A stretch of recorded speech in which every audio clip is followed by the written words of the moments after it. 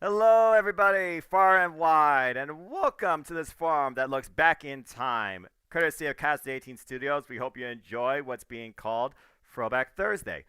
Over the coming weeks, months, and hopefully years to come, we hope that you will enjoy us opening the vaults and archives to look back at some of the most unique content across all of our platforms, whether it's Casa D18 Studios, the Jeff Meacham Network, NoDQ.com, my Simple YouTube channel, The Simple Man's Brand, and of course, FTW Productions, hosted by James Hebert at jhebertside95.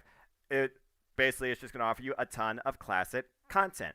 So with that being said, buckle up, have fun, take a seat, just enjoy life and enjoy wrestling, and enjoy what this Throwback Thursday has in store for you. And again, I hope that you stay tuned for many more that hopefully will come too.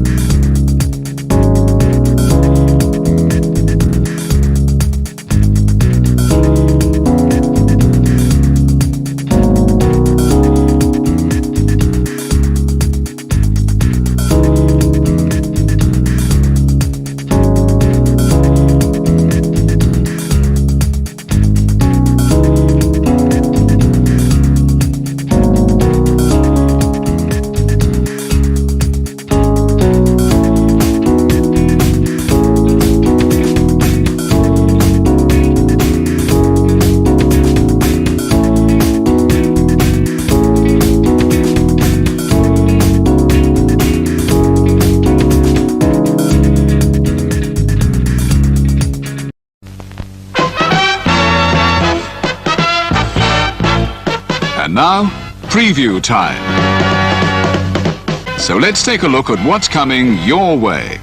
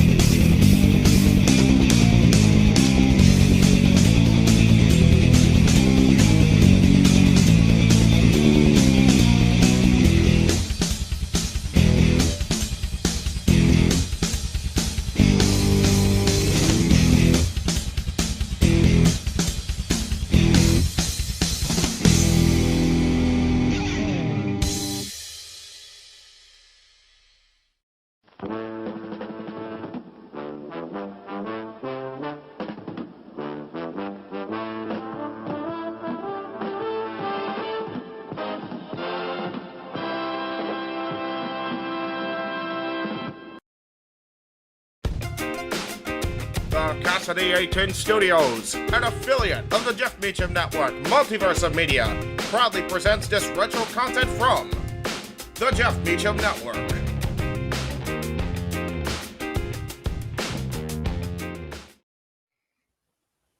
JJ, Jeff, you want to kick this thing off? Because I'm still trying to process everything here. Yeah, it's like, Who wants to go first? Yeah, who wants to go first? well, Come on in. It's open mic night with your host, you could maybe say there's really 4 topics, but it's split into 6. the Renegade, JJ Williams. The Sammy and Eddie Kingston thing, which one's the better smelling turd? And his panel of co-hosts, I am the founder. We'll call me that for today since we're going with the Jeff Jarrett love theme here this week, according to JJ. the West Coast Professor, Jeff Meacham. Karma is karma is karma. That's professional wrestling! Damn it! The Simple Man, Noah Foster. It's showtime! Yeah! How you doing, JJ? How you doing, Jeff? James. Yeah. And the He-Man, James Hebert. Imagine Bill Burr, Joe Rogan, Paul White, the Baldies! There you go! It sells itself! God. Get in there! Short his ass and shit the bed. He's not Amber Heard. Give it time, JJ, give it time. Now, I'm sure Jeff has some stuff that... Dumb move. Just don't pull this bullshit again. You get one. Tony needs to stop caring about the ratings. Bradshaw said as long as the ads are in place, we're not going to lose that third hour. Ring of Honor does not have to be AEW light. They don't necessarily have to coexist with each other. We kind of saw that tonight to a degree. Along with a panel of guests. He's no longer glorious. Don't you bring that up. You want me to rant about what my NXT used to? Nope, we are done here for the night. I swear, James. Because you never know who may show up for open mic night. I leave our company in the capable hands of an extraordinary group of superstars, employees, and executives. The first thing that came to my mind was, it's about damn time. Amen! I literally touched everybody in the state's trash. It's horrible, you guys. Peyton's new thing is Dennis the Menace, but it's funny because she calls it Dentist the Medicine. That's great. When Elliot Taylor came out and did Born for Greatness live, I was popping my pussy, having a great time. I didn't care. I was having so much fun. Sit back, relax, and enjoy the show. Fuck Bill Belichick.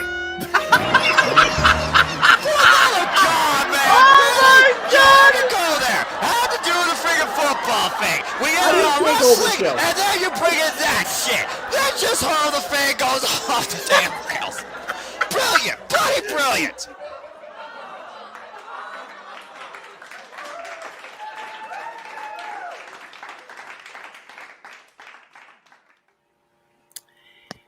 Yes, the rumors are true. No, I'm not going to stall it for another month, 2 weeks, whatever. Welcome to, as it says so vividly and vibrantly on that graphic there, the global premiere of Open Mic Night here on the Jeff Meacham Network, as well as the Simple Man, Noah Foster's channel, as well as our buddy James's channel at J. Hibbert Side 95. And yes, the gang is indeed all here. I am, of course, West Coast Professor Jeff Meacham. Noah, okay, there you go. Noah's here. James here. There we go. Okay, I'm trying to get my shit together here.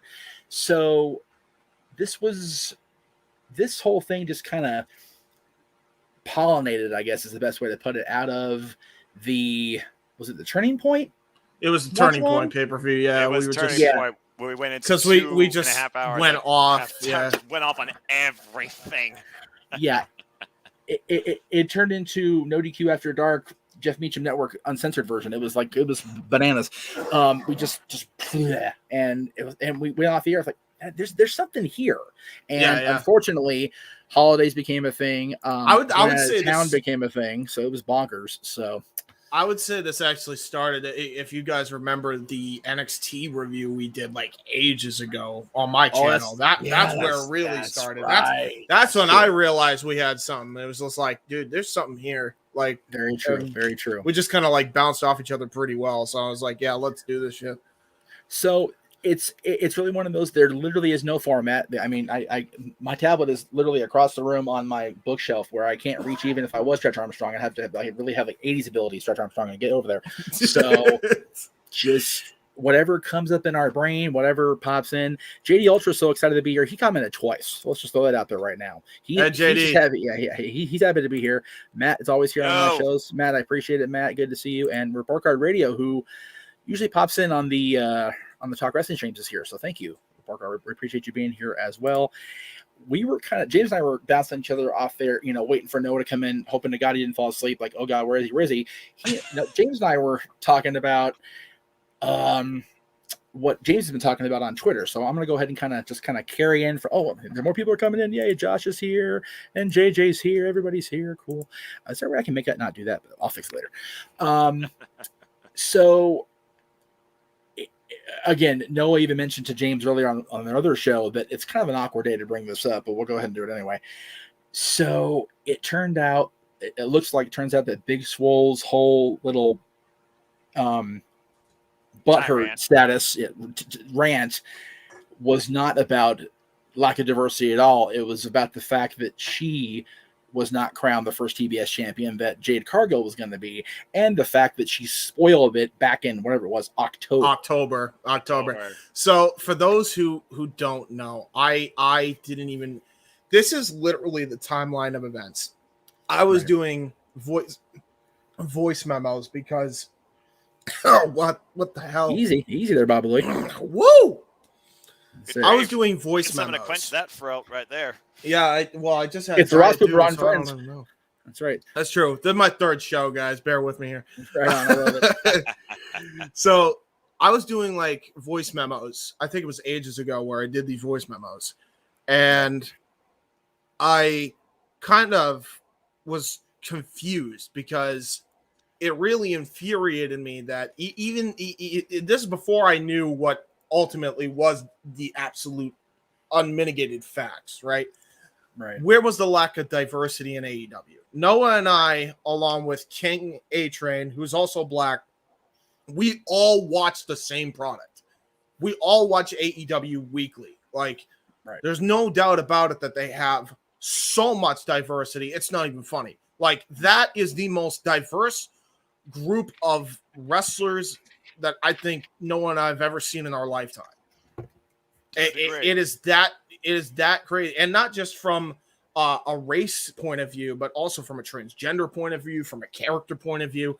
This is some of the greatest, just different type of people, and they also have a unity. And I'm always a firm believer that if you cannot have unity, if you are not diverse in yourself, like if you're not different, you can't have unity. I just how I've always thought, right? And I pointed out, like, Jesus Christ, here goes my voice. Of course, right when we Three go shows on today, guys. Water Three or shows. seltzer. 3 shows, guys. Just take it easy. You need water, seltzer, There or we go. something. God bless you. Yeah, I'm probably gonna get water. Well, let But, me go ahead and try and fill in a little bit for you while you continue the timeline here. When it comes to the subject of equality, diversity, they're very sensitive subjects that someone can take out of context. James, how do I always introduce you?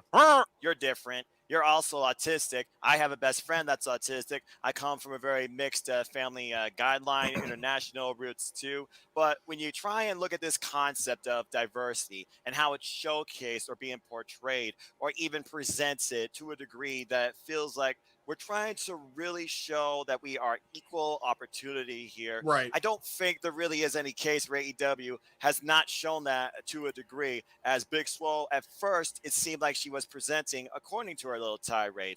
But as you basically brought forward, it more so came about self-entitlement, representation. This is how I should be looked at versus other people in this company, And that, despite their makeup or background. This is what brings up the real issue here. And this is why this was never a race issue, according to Big Swole and what she would have you believe. I'm sorry. It is so obvious, and I have the proof in the pudding in the video I posted on YouTube.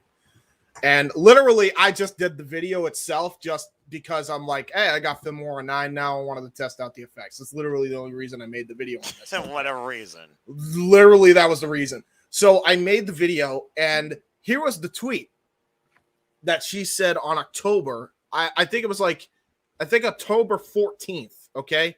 Now keep in mind, the TBS title was in the plans months ago. So she knew Jade was winning this. She spoiled the winner on Twitter with this tweet, saying specifically, and I quote, "Should be the one y'all still owe, but we all know it'll be Jade," with this emoji face. I'll do my best impression. Brother. Face. Yeah. Yeah, that one. Like, oh, yeah. Great. Really? Dude, Yeah. it was really so face. Yeah. fucking petty, bro. It might as well be the Miz emoji. Really? Bro, Really? it was. Really? That's it. It was so petty. It was. It was. And the funny thing is, like, people are, and I think a few people even that said, like, I'm pretty sure Jade apologized, and I'm like, nah. Even if she did, even if they had a good exchange, it was Jade literally having to save face. It was clear as day that's what she was doing. Like that, even if she was happy for her, which wasn't the case, by the way, because I don't buy that. I wasn't born yesterday. I've had enough of that happen to me in my lifetime. I'm sure all of us have at some point had that kind of friend. You don't just go and say that and spoil an entire finish of an entire tournament that hasn't even begun to air yet. Like, keep that in mind. This was for the promo. she quote tweeted AEW's promo on the TBS title. So like that makes this even doubly worse. So it was a spiteful tweet to AEW and also to Jane Cargill, who then had to try to make peace and save face. Right. Just ridiculous. Unreal. And again, you know, I love the fact that we have diversity here even. I mean, you know, hand to God, I didn't even know James was autistic. So that's full-blown good. autism, Yeah, we have we have people in the circle, my own personal circle that has either on the spectrum or full blown like you, and then we've got Noah over here who, as he said, has diversity in his family, and he's dressed like the whitest guy in the room, Orange Cassidy, who is pale as a ghost. You know, hey, Orange Cassidy, you know, hey, I don't even know what a tan is, and I promise you, I will never spray tan even if someone paid me. No, and after seeing Orange Cassidy on the cruise, he doesn't need a spray tan. He just gets so red from drinking, is what happens to him. Hey, I bet they weren't orange mimosas either. By the way, I was born developmentally delayed. Hey, we cannot confirm nor deny, my friend. Jeff on the cruise. Did you not hear the part about me drinking? What I cannot confirm or deny. No. We know you were drinking. We just didn't know if it was mimosa. No, but it's funny. They actually had so long story thread short later, which is for me a true achievement. So in addition to if you bought ahead, you paid for your drinks ahead of time, you get, you know, it's basically an open bar type situation, but because it's AEW, because it's wrestling, because it's a cruise, there's this little thing about this wine, about this tall, I should say, on the thing. True. Yep. You know, exclusive drinks where it's like Orange Cassidy themed or Elite themed or whatever. Yeah, I did hear. Yeah, you did. Yeah, you did. I had at least one of every one. The Orange Cassidy one was the least potent, and I'll leave it at that. Wow, makes sense. Yeah, it makes sense actually. But yeah, for all we know. I never craved water more when I got on that plane Monday to go home because I hadn't had water since Thursday. It was beautiful. Yeah. So they didn't have water on the cruise. What the hell? Well, okay, no, I take that back. I did have spring water on Sunday going into the last night, which was the last Fozzy show, the last AEW little mini event at the pool deck, and then Paradise Kitty's show, because the person that was hanging with Will Ospreay, her name is Sarah. She's my friend on Facebook now. I love her to pieces. She recognized the fact that I was drifting to Neverland, and she gave me a bottle of spring water, saved my damn life. And to God, I'm not kidding. I think there was enough alcohol in my blood content to, you know, it was bad. Anyway, so JJ has decided to join the party, as I invite all you to, by the way. If you see this link, feel free to click it. Come on in and JJ, join how the are shenanigans. you, my friend? Good to see What you. is up? What is up, Jim? What's up, brother? Monday night, and you know what that means. We're here to talk all things. Tonight at least. Yeah, anything. Yeah. Well, tonight yeah, at least. All things, anything. Well, Yes, who's to say this won't be a Monday night thing? This is what I probably wish they could have been. It's Monday night, and it's another Monday night that I didn't watch wrestling, so you know. Same. I'm with you on that one. I watched AEW Dark Elevation because I had Kenzie Page on there. Shouts the NWA, and I thought she had a pretty good showing against Ruby Soho. Wouldn't mind seeing that being revisited, but I digress. Speaking of which, JJ, what's going on lately with you? I know someone earlier had a comment about a word I know nothing about, so maybe you can shed some light on this. The Rams and sports. How's sports treating you? I am not a football guy. I am the last football guy in the world. Jeff knows, like, I am a hockey or nothing. I love the way Noah does it. Like, I don't know anything. That's sports treating you. I know nothing about it. You know, I don't. I'm a wrestling fan. I tell you, I only watch pro wrestling. It was a hell of a setup, and if I was Stat Boy, that would have been the perfect lob for a home run. But I am the least sports inclined person probably in the circle. You know, I mean, like I said, it's hockey or nothing, and the Kings had a shitty game today. But you know, I can't hear you. Give me a second. I got to read that. So you know, well, Jeff. Oh, he got to fix his microphone, so it's all good. We're still live. We're live, folks. All right, there is no retake here. So, Josh, congrats to you. I'm in a different party as I only watch professional wrestling. That's the only sport that exists in my life. So, that being said, what was your question? You obviously came in with a question idea, right? Yeah. No, There- I just wanted okay. to get in on the party, you know. Fair enough. Okay, there we go. Join I'm Okay. big in join. burners So, in case yeah. anyone's wondering. Still straight edge, even though I turned 30 in less than a month. I've been itching for this God show to bless you, get man. on, and I've been like pestering Jeff, You're like, fine. You're fine. when is this gonna happen? Because I wanted to be part of this. So that's the What- whole what- reason why between- I'm here. Between the lack of Dad's episode since Christmas Eve and the lack of this episode, JJ has just been mad at me for reasons. So you know, it is what it is. However, if you watched the Jeff Meacham show earlier, the Jim Carrey show will go up as scheduled on the 21st. It is edited. The Marvel show, which was scheduled for July last year and then rescheduled for New Year's Eve, is going to go up the day after the Royal Rumble as of now. The show we had recorded for January 7th, which was the top 10 non-WrestleMania celebrity moments, due to JJ's work outside of this little box commitments, he is unable to sit down and actually redigest No Way Out content. So we're going to move No Way Out matches top 10 to next year, and we're going to move the celebrity moments to our wrestling show for February. The February non-wrestling show, which is top 10, God help me, romantic comedies / chick flicks, which is what JJ does on his channel every February because he's a romantic at heart. Aw. It's February. It's Valentine's Day. I do half the month chick Good-hearted flicks, gentlemen. and I Good-hearted do half the gentlemen. month like Black History Month. So you know. That holiday has no effect on me because, again, story of my life. I'm simple and single, and I prefer it that way. Cheers to you, brother. Cheers to you, brother. But to go off, what last thing I heard you say was, yes, if that had been a Snapboy comment, it would have been a Johnny Carson right out of the thing here. I'm the only person that actually watches professional football, I think, in this room at this point. And honestly, No, I've watched some. Okay, and honestly, it's one of those. I watch the Cowboys. If something else is on and it affects the Cowboys, then I'll watch it. Right. But Respect before the record, to my best friend, shout out to Ross the Boss. He and his entire family are Dallas Cowboy fans. so as far as the Jeff Meacham Network is concerned, Greg's done for the year. I'm done for the year. I mean, I'm done for the year. Yeah, New England I am a Patriots are out. Rams. Well, the Patriots were out since Belichick got hired. That piece of dog shit. But anyway, I'm sorry. No filter on Belichick. Zero. Not a fan. But I'm glad that Brady and Gronk found work elsewhere because they needed to show they could work without Bill. They really did, and they have.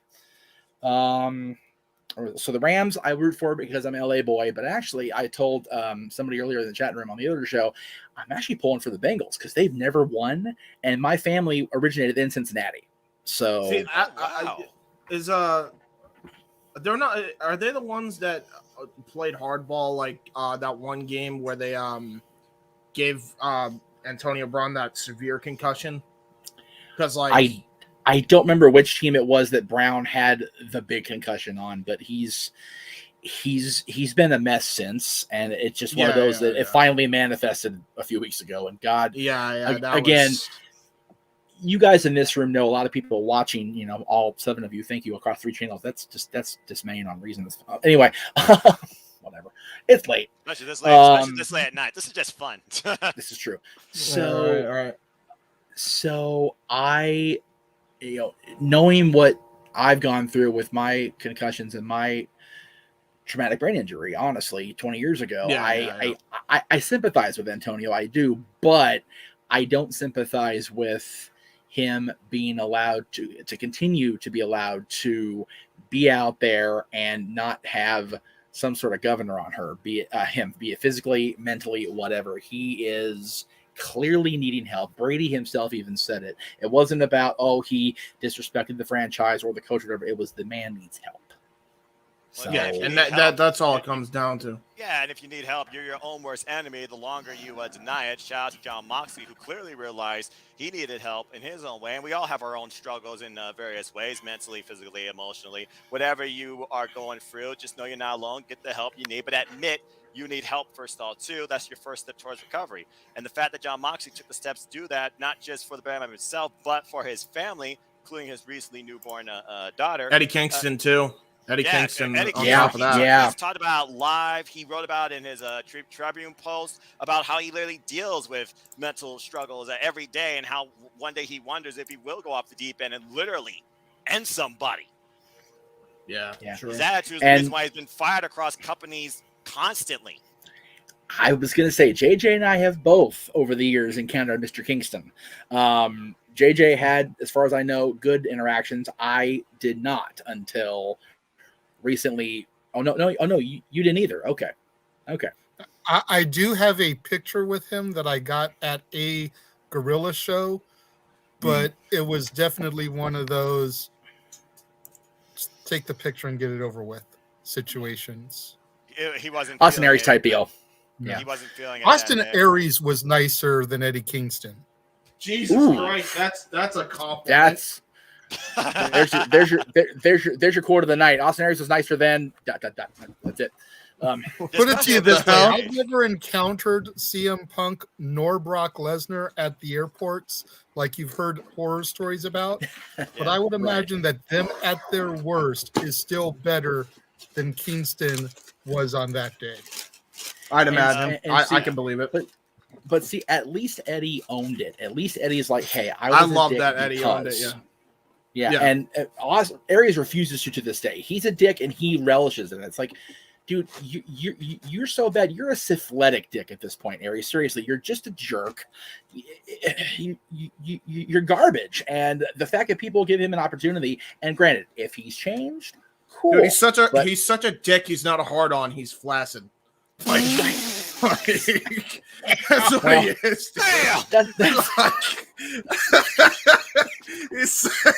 There's no other way. Different kind of presentation time than Jeff Meacham Network. This will be a whole different presentation than you ever had before from us. Very good. Very okay. Wow. The best part is he said that, and I turned my head away because of the comment. And the first thing my eye catches is my copy of Small Soldiers. That you can't write that shit. No, you can't write this. Legit. There's no 30. There is not 30 writers you could get to script that comedy gold right there. That was no way. And what's so frightening about all of that is we're not on channel 4 or whatever. There's no 7-second delay. That actually went over air. That actually just happened right now in this moment. Okay. Oh my god. Oh my god. Perfect. Oh my gosh. Just please nobody expose your wow, okay, good night. That's it. Fuck it, whatever. Okay, so I do need to comment on this before we move on to the gold deserves a little super chat action right there, people. Come on, bro. Come on, people. You want more of this? Let us know you want more of this. Let us hear you. Oh gosh. So I do want to comment on this, not because of the part about Swole, but the part about Atlas. Okay. I don't remember if JJ will remember Jake Atlas because he was a fixture more toward later years in Hollywood with Marquez, and also he came up in a Santino's dojo. Jake Atlas is a hell of a talent. If you talk to Heather Monroe, if you talk to anybody within that Santino's family, Jake is gold. So Tony signing him right away after NXT releasing him is not a bad investment. Yeah, it's not at all. I don't know him at all, and no. The first look that I got of him when he fought Adam Cole, I said, "Done. I'm sold. This guy was awesome, dude. The move he did, I don't even know what the move that he did that drove him into the canvas. Yeah, but that was one of the coolest moves I've ever seen. The dude is a natural charisma about him. I don't even know what to say, but he's got it, whatever it is. He's got the athletic ability. Signed. Yeah, he has the athletic ability working for him, no question about it. But he's definitely carried a little bit of that Joey Chaos, swagger, charisma into the show. I'm like, yeah, buddy, there he is. There's the training. So he owns his entrance. He owns what he is, and he's got that cruiserweight type of showcasing, but he can still pass up as a heavyweight. I mean, again, he and Adam Cole did not even meet up in NXT. I kind of like how before the match on Rampage, I was kind of like the build where Adam Cole says, "I'm going to send you back to Orlando." I was like, "Oh, don't know if you want to go to Orlando." I missed that. This Shit. time.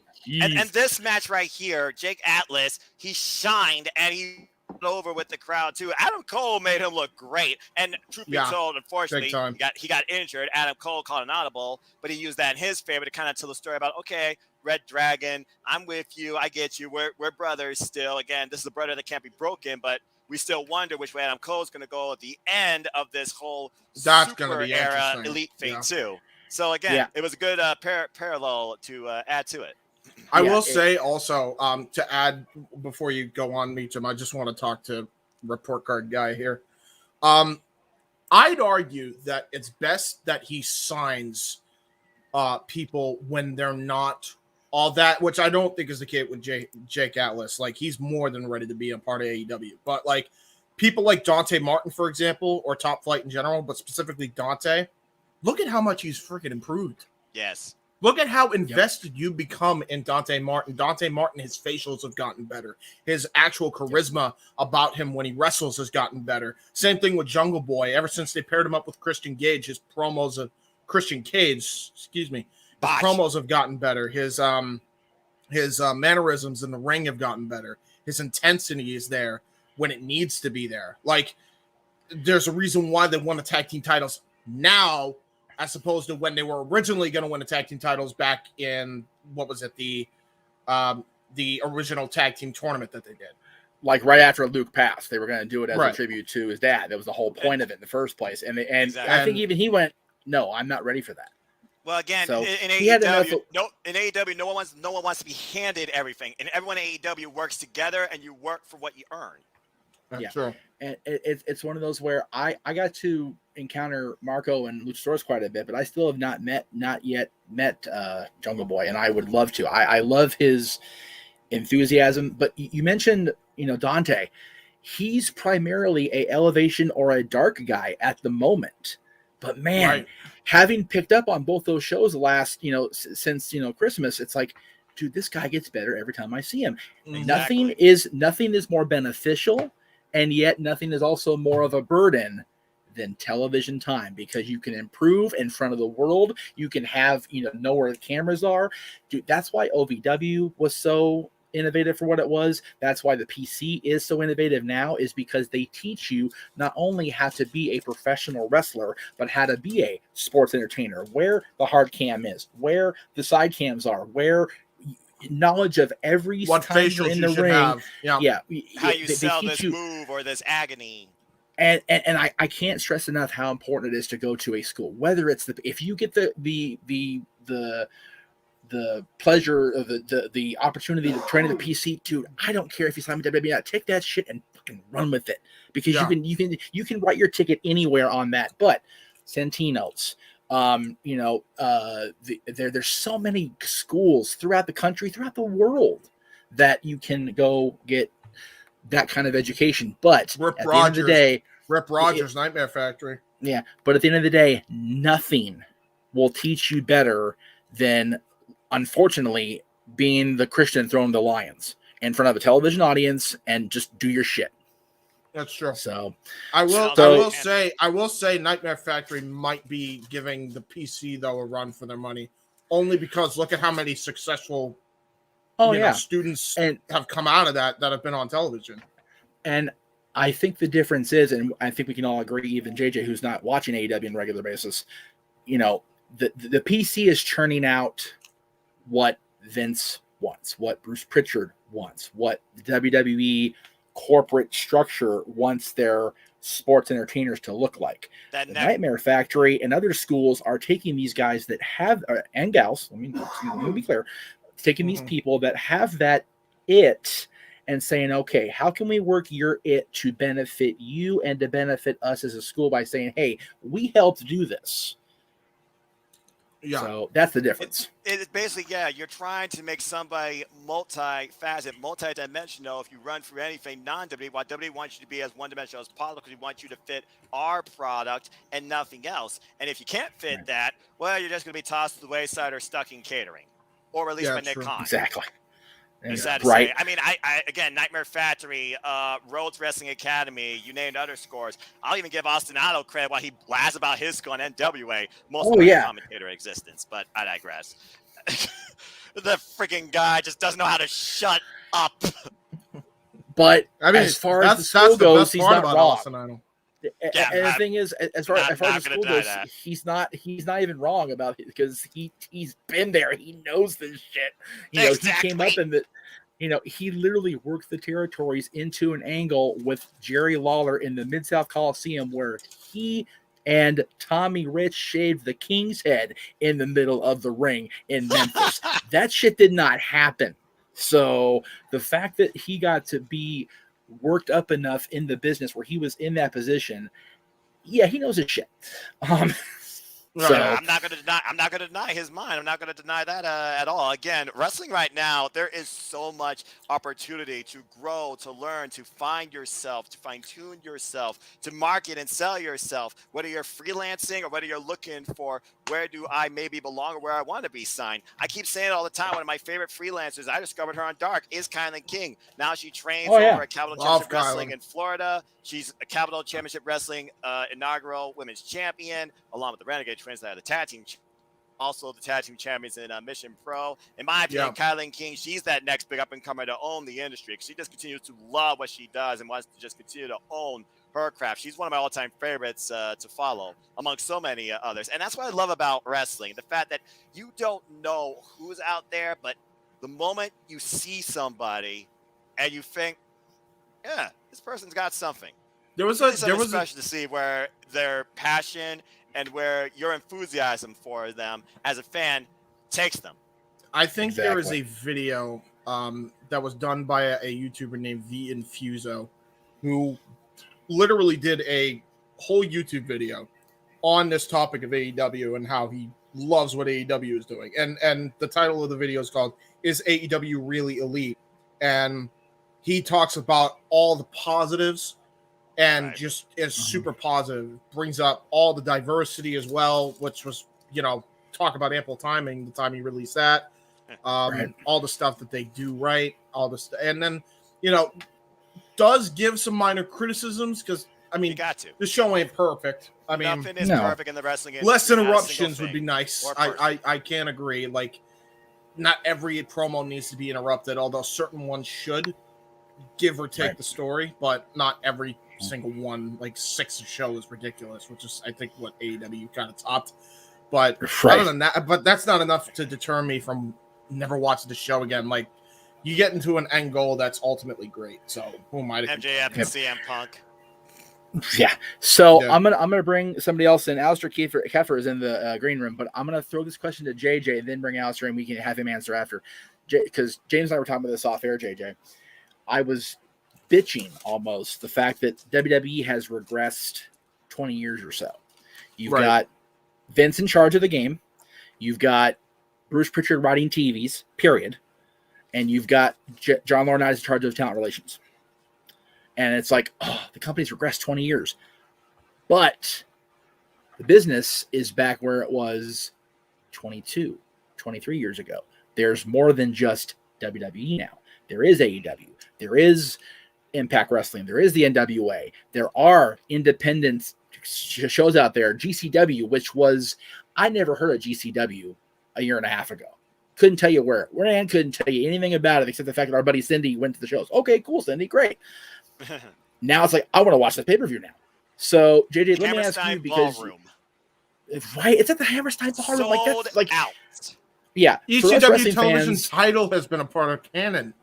I was going to say, there you go. Exactly. And nobody knows about the TV title probably more than Jay and I as far as our mutual buddy. So, it's just saying. So, let me ask you, Jay, as I bring in Alistair, I'll go ahead and pop in there since he did... He followed directions, kids. Join us on screen if you dare. Hey, hello. So let me just go ahead and good to see you, brother. So Jay, good to see you, man. Always glad to have you. The more the merrier. Come on, but remember, guys, I can only do 10 at a time. So let me just throw that out there now. StreamYard's a bitch, but that's okay. So JJ, you were a fan. You became a fan when wrestling was the proverbial Jeff Meacham phrase, white hot, where there was more than one option for a fan to watch. You know, you yourself have said on our shows that you and I have done the last couple months or so that you're starting to, you know, have that Zach Brown band, you know, toes in the water, but you're still keeping your ass planted back in the sand back there Where are you at now, knowing that there's more and more options becoming available? The fact that more and more options are becoming available does definitely pique a little bit of interest. I still don't have the itch, the desire to sit down and watch Raw, Impact, Dynamite, Rampage, SmackDown, NXT, all the peripheral shows. Right. I just don't have the time for that anymore like I did 20 years ago. Right. Hell, like I did 10 years ago. I was going to say. If we're being honest. Right. I just don't have that time anymore. But things like the Forbidden Door, things like there being so many options where, 20 years ago it was just the E, having just put ECW and WCW completely out of business. Right. Right. That type of stuff does get my interest piqued a little bit because I remember being talked into watching Raw. Oh, well, you can't talk trash about it unless you at least watch it. Exactly. Give it a chance tonight, see how it is, and if you don't like it, you never have to watch it again. And then coming back the next day to the school cafeteria and being like, dude, is that what it's like every week? Because it was so amazing. Yep. And then seeing that Nitro was on opposite and like, oh, well, let's check out this other show during commercials. And seeing the cruiserweights over there and being grasped by Kidman and Mysterio and Guerrero and all of them, Psychosis. And then hearing about this other promotion coming on to the Nashville network, ECW, and holy crap, what is this? What are they doing? This isn't country. Island. Balls, crazy stuff. And I've even talked with some of the local guys about this, and they always crap on the show, but hearing about the local promotion from Southern California, UPW, that was going to get shot on KDOC public access with an hour show every week, and discovering Frankie Kazarian and Christopher Daniels and John Prototype Cena and Samoa Joe and the Ballard brothers and a lot of those guys who have gone Pro Wrestling on Gorilla. to, I mean, look at where Samoa Joe is now. Look at where Cena became. No, Samoa Joe ain't nowhere right now. Joe went from being like bleach blonde out here in Southern California to being dominant Ring of Honor champion, amazing series with CM Punk over there. True. Coming to TNA, doing everything over there. Yes. Then making the jump to WWE, and just like, I remember seeing this kid in 2000. Yeah. 2000 was a hell of a year for pro wrestling, man. Like that was a peak year, not only just with the actual like stars that were on TV on the three companies you mentioned, but also the stars coming up that would shape the industry to where it is today. Right. And then you talk about going to shows and discovering guys that, would kind of become your friends, and you take pride sort of in seeing where they become. And that's how I felt going to Gorilla with Jeff and seeing Bryan Danielson. And then all of a sudden he's on, NXT and the original form of that. And he's part of the Nexus, and he gets fired, and then he comes back, and he's got that feud with The Miz and everything. And seeing Kevin Steen and El Generico, Sami Zayn. Their trios matches in 2016. What a feud. Seeing Roderick Strong. And now, you see the Cinderella story for Daniel Bryan and becoming champion. It's like, that's my boy. I remember that dude. Like, right? Yeah. JJ was there downtown with me. Well, actually, he was inside. He was inside Reddit arena name redacted back in 2013 when Brian became the champion. But the crypt. But I was down the street at Hooters watching on the screen going, yeah, no, because of damn it, Randy Orton. But he's exactly right. It was pride because we were legitimately friends with Bryan Danielson. We watched him come over to PWG from Ring of Honor, not having become Ring of Honor champion yet, and having that typical white boy, little boy haircut, not even shaved his head and become the evil dragon yet. Like I'll never forget. I put a picture up when he beat Randy at Night of Champions because that's when I thought he was actually going to be champion for a while because he actually beat the champion again. There's a picture of me and Brian. I'm much thinner. And Brian's got this almost cherub look about him with the PWG shirt on and the whole. It's just amazing how we were about that was about 200 pounds ago for all of us. Maybe not 200 for me, unfortunately. Maybe about 150 for me. But fair enough. Figure that's the summer of 2005. It was early PWG for Jay and I's experience at PWG, and it was just like, here we are, whatever it was, 8 years later, like that's our boy. Yeah, and I think that's the same. I think that's the same year I discovered Laura Dennis. I believe when I just randomly started watching random wrestling on YouTube, and I watched Smash Wrestling in Canada, and I saw her with Courtney Rush, who became Rosemary in the saga Demon vs. Bunny. But again, you just explore the industry and you see this guy or this gal or this person. You just see what comes from it. And it's just something that's really incredible. And then you get these standout, one-of-a-kind moments, and you don't really understand what's fully going on, but you get a grasp of something special here. I have to say the biggest standout moment for me watching outside wrestling as a fan when I just got burnt out on the W was New Japan Pro Wrestling. And honestly, my first Wrestle Kingdom was probably 8. And I think the first match I watched was actually Minoru Suzuki using Nagata. Oh, what a match that was. Then you just watch Wrestle Kingdom. Hell of an intro. Next thing you know, I'm looking at Okada and Omega, and I'm like, holy hell. What is this? If you're introduced to New Japan on Okada Omega card, like, dude, count your blessings. Alistair, did we get your audio and video figured out? Are we good to go, brother?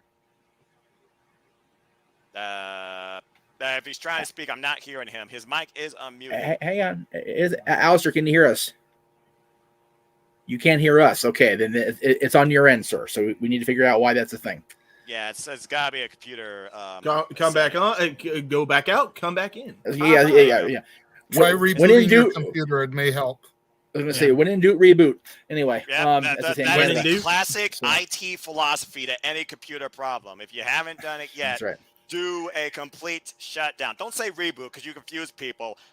Wait, that's a restart, right? No, not necessarily. Restart the computer. Guys, I've worked with computers for 10 years. Don't get me started on a tech rant. Anyway. By the way, speaking of one company that is in good graces with fans and multiple companies actually especially nowadays, James. But go ahead. To a brand that is seen better days. Josh Mansfield, go to the comment where he saw a report on NoDQ, and he said specifically on someone explaining the entire Vince, Johnny, and Bruce thing. Yeah, I was going to go ahead and go through it because I missed a lot of comments, and I'm sorry. So there's quite a few people gushing on your NXT UK title back there, Noah. So Josh is gushing on it, and RCR is just being blunt and asking how much it cost. So there you go. I got it on sale, so it costs $325 plus tax, and it has side plates that cost me $100 for Deling Denalo and the immortal champion of NXT UK, Walter. God bless that man. The match will always remain sacred. So King A-Train, I guess his buddy of James and Noah's. He's been looking forward to this, and plus showing my support to the brothers. There, I like that. So Josh is ready. Josh was ready, whatever it was, about almost an hour ago now. Got some cheese-filled pretzel bites, an oatmeal cream pie, a Diet Pepsi, and a body arm. Damn, he's just ready to go. I mean, I got golden Oreos, I got Lay's baked chips, and I got freaking the Domino's burners for days. So I got Domino's. That's it. The official. I really had a bottle of water. Is gone now. Shape right there, baby. Hey, that's not a bad beverage. Look, I'm always prepared. What's even funnier about what's even funnier about JJ saying that is is that we actually bought a Dr. Pepper can when we saw Nick Castle, and we had him pose like he did with the Michael Myers mask. That's now sitting there in my dresser, waiting for a new home, because the original home is not going to be a thing because she sucks. Anyway, so there you go. Anyway. So let's see if Alistair's got his shit together here. Let's see. Yeah, let's check with Alistair real And quick. survey says Bueller. Whoa. Bueller. Oh. Oh. We can hear you, but you sound like a robot at best. Oh, Yeah, or and there it goes. cryptic message from Sammy Callahan. I see you. Either way. Let's see what we shout got out here. to Sammy Callahan. So, May he, get better soon. Is he trying to come back? And to go back, we were talking about earlier, but I'm trying to get this best I can. He said if Big pulled that kind of stunt back in WWE, she would have been definitely an off television, her contract expires or fired, and that's at best. So, well, I mean, here's the thing. She would have been Tony. I guarantee you, Tony would have fired her immediately or kept her off TV. I mean, look at what happened to Brian Cage, for crying out loud. Thanks to Melissa Santos. So I mean, it's okay. happened. So Josh is getting the 404 error on the thing. So hang on, Josh. I'll send you the invite directly. Just give me a second here. Yeah, refresh your browser. Yes, he's romantic at heart. Is browser related? Yeah. Yes. Yes, he's romantic at heart. Comment. There you go. He is. I will say this, even though I only watch pro wrestling, I did watch a movie. It's called Liar Liar. Still one of my favorites of all time. I'm kicking my ass. I'm kicking my ass. So for those honestly, that the don't only know, thing is yeah. The only thing better than Liar Liar is the bloopers at the end of Liar Liar. Oh yeah, yes, about the courtroom, about the bra. So it's like, yeah, bra. Yeah. You know what movie series has always been hilarious, but also the bloopers were fucking even funnier? Rush Hour. Yeah. Yes. Yep. Hey, James, there's a reason why you and I are friends. All right? I've seen all 3 Rush Hours, man. They still hold up. Do you understand the words coming out of my mouth? Hell, ain't nobody understand the words that are coming out of your mouth, Lee. The original was the best. I want some filter flares. Yeah, by far. 2 ain't bad though. 2 might be my low-key favorite, honestly. I remember when 2 came out, I went to the theaters and I told whoever I went with, I don't remember who, that I had been waiting however many years for that movie, and they were like, they just announced it like a year ago. I was like, yeah, but the original totally left it open for it. You knew part 2 was coming. They were not going to just end it on part one. 2 was coming. Part 3 didn't need to be made. In my opinion. Hey, K&H Show. I know who K&H Show is. Hey, Kuzan. All right. So let's try. Right. Come on. All right. Let's see. Hide current comment, and let's see if we can bring him in here. See if it'll work. Survey says. Moment of truth, right here. Hello. Nope. It's not gonna work. Nope. Man. Can't hear you still, brother. I don't know if he's doing this for his phone and he's not allowing his mic or something, but we can't hear you, bro. Well, insert. StreamYard is so picky. Honestly, just try a comment. I'm unfortunately, man. Insert Price is Right loser horn here. Well, as we say at Rocky Horror many times over the years, Alistair, thanks for coming. And if you didn't, try again next week. Okay. Anyway, we'll go right down here. All right. So the comment that James brought up, I saw a report on NoDQ specifically on someone explaining the entire Vince, Johnny, Bruce going down NXT thing, and honestly made me feel somewhat better with the new NXT. Okay, I saw the same report, and I don't disagree with at least understanding it. My whole thing with NXT being what it was compared to what it is, and this is much more of a talk wrestling discussion, but that's okay. Open mic. So exactly. R.I.P. my NXT. Go ahead, Jeff. Yeah, it's one of those where, and JJ and I have talked about this numerous times. I think I've talked about it with both you other guys. The single biggest change to our world and the single biggest detriment to our world has been the internet. Yes. Because when I started watching wrestling in 1990, and even as I became a teenager, so that would have been 1996, let's say, when that sounds about right to me too. Because figure 96 was my 13th year. It was when Austin 316 was coined. It was when the NWO became a thing. So the society was changing and the culture was changing. Even then, I didn't have access to the amount of information I do now, not just wrestling, but period. I still was barely, the one thing I have from back then is my email. My Yahoo email has not changed in 25 years. Other than that, everything has expanded and grown and gone outward, not necessarily in a good way either, right? So I think us knowing how the magic trick is done has been nothing but detrimental. If we didn't know that, if we didn't know that Triple H was the original showrunner of NXT, if we didn't know that there had been this monumental shift behind the scenes, would we give as much of a shit?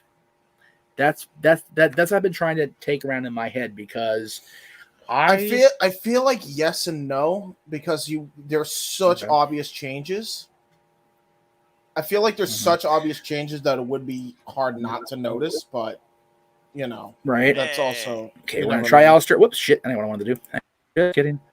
Oh, so my T is here, and Al, we're gonna try one more, brother. Then we're gonna call it a night for you, my friend. I'm sorry to be a dick, but all right. Hello, can you guys hear me now? Yes. Now we can hear you. Yeah. Yes. Okay, cool. Sorry, guys. Sorry about that, guys. Awesome. I'm not good at this stuff. No, you're good. It's all right. It's a change of pace. First off, it's great to see you. Great to hear your voice. I know you and I have chatted a number of times about the league, but that being said, let's welcome our other guest onto this first ever forum. Mikey, how are you? What's up, guys? Before we talk wrestling, I had a serious question I needed to ask all of you. I needed some advice. JJ, Noah, what was it? James? Yeah, James. Yeah. Yo, guys, James, Jeff. Yes. I need some advice, guys. Some messed up stuff happened to me today on the road. Go for it. All right. What we got? So I'm on the road going home. I'm going to bring my brother home. I pull into a gas station. We're just coming from a dispensary. I'm going to pick up some chronic. You know what I'm saying? So we pull into a gas station, and I'm like, while I'm pumping the gas, I'm throwing the crap out of my back seat. You know what I mean? The trash and all that. Guys, I took the brown bag and I threw away my marijuana into a trash can, right? Oh no, dude. Bro, that's a Matt Party Riddle foul. situation. Party foul. Guys, I'm talking about an ounce and a half. Not no little amount. We went up together to pick some stuff up. Okay, so okay. What state is this in? Like we Massachusetts. Oh fuck. Oh shit. Yeah. Oh fuck. That's where the dispensaries are. So, anyways, bro, that's where the problem is. Woods, bro. I'm in your neck of the woods, bro. I know. I thought you were when you mentioned the Patriots, bro. But so guys, if you want to advise how to get it back, you're fucked. But anyway. Yeah. So I dropped my brother off about 30 minutes away, and I order some food, and I'm about to roll up, and then I look in my back seat, it's gone. I'm like, holy shit! I must have threw my marijuana away, and then I realized I did. So I jet back up. It's 30 minutes away. I jet back up to the gas station, and then the trash is empty. Wow, it's empty. It's empty, you guys. No. So I go inside. I'm like, yo, I lost something in the trash can. When did you take the trash out? He's like, I did it 2 hours ago. I was like, I'm just here 30 minutes ago. You could not have. So where do you keep the trash? So guys, this is where my question is coming to you all. I had to go into the big trash to find my chronic. And you guys, I did find it. Okay. Mission successful. So these are the canisters that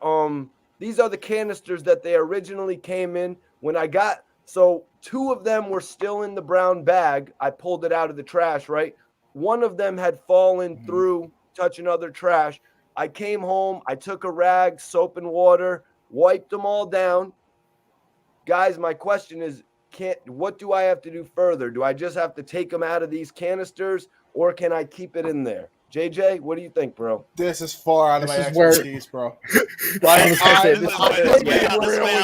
is way out of my realm. I think It's a I hell know of a less story, about this bro. than I do football. JR's daughter. I think JR's daughter is starting a cannabis farm. I think she would probably have better I think, advice you than should, me. you probably should go on JR's show to ask questions about this, bro. I think he'd know more than I would. JJ hi, might Rob. have something for you. Hi, Rob. Nah, I'm clueless. Rob, listen to the story. You're Call Would me you Alicia would you guys Silverstone, keep dude. it I in am here? totally clueless. Jeff, would you still keep it in here, or should I definitely take it out of here? I am the least likely to know anything about a weed answer whatsoever. I can call Yeah, bro. my ex. JJ, your only hope. Go. I don't know nobody in my family Do I have messes to with the take stuff.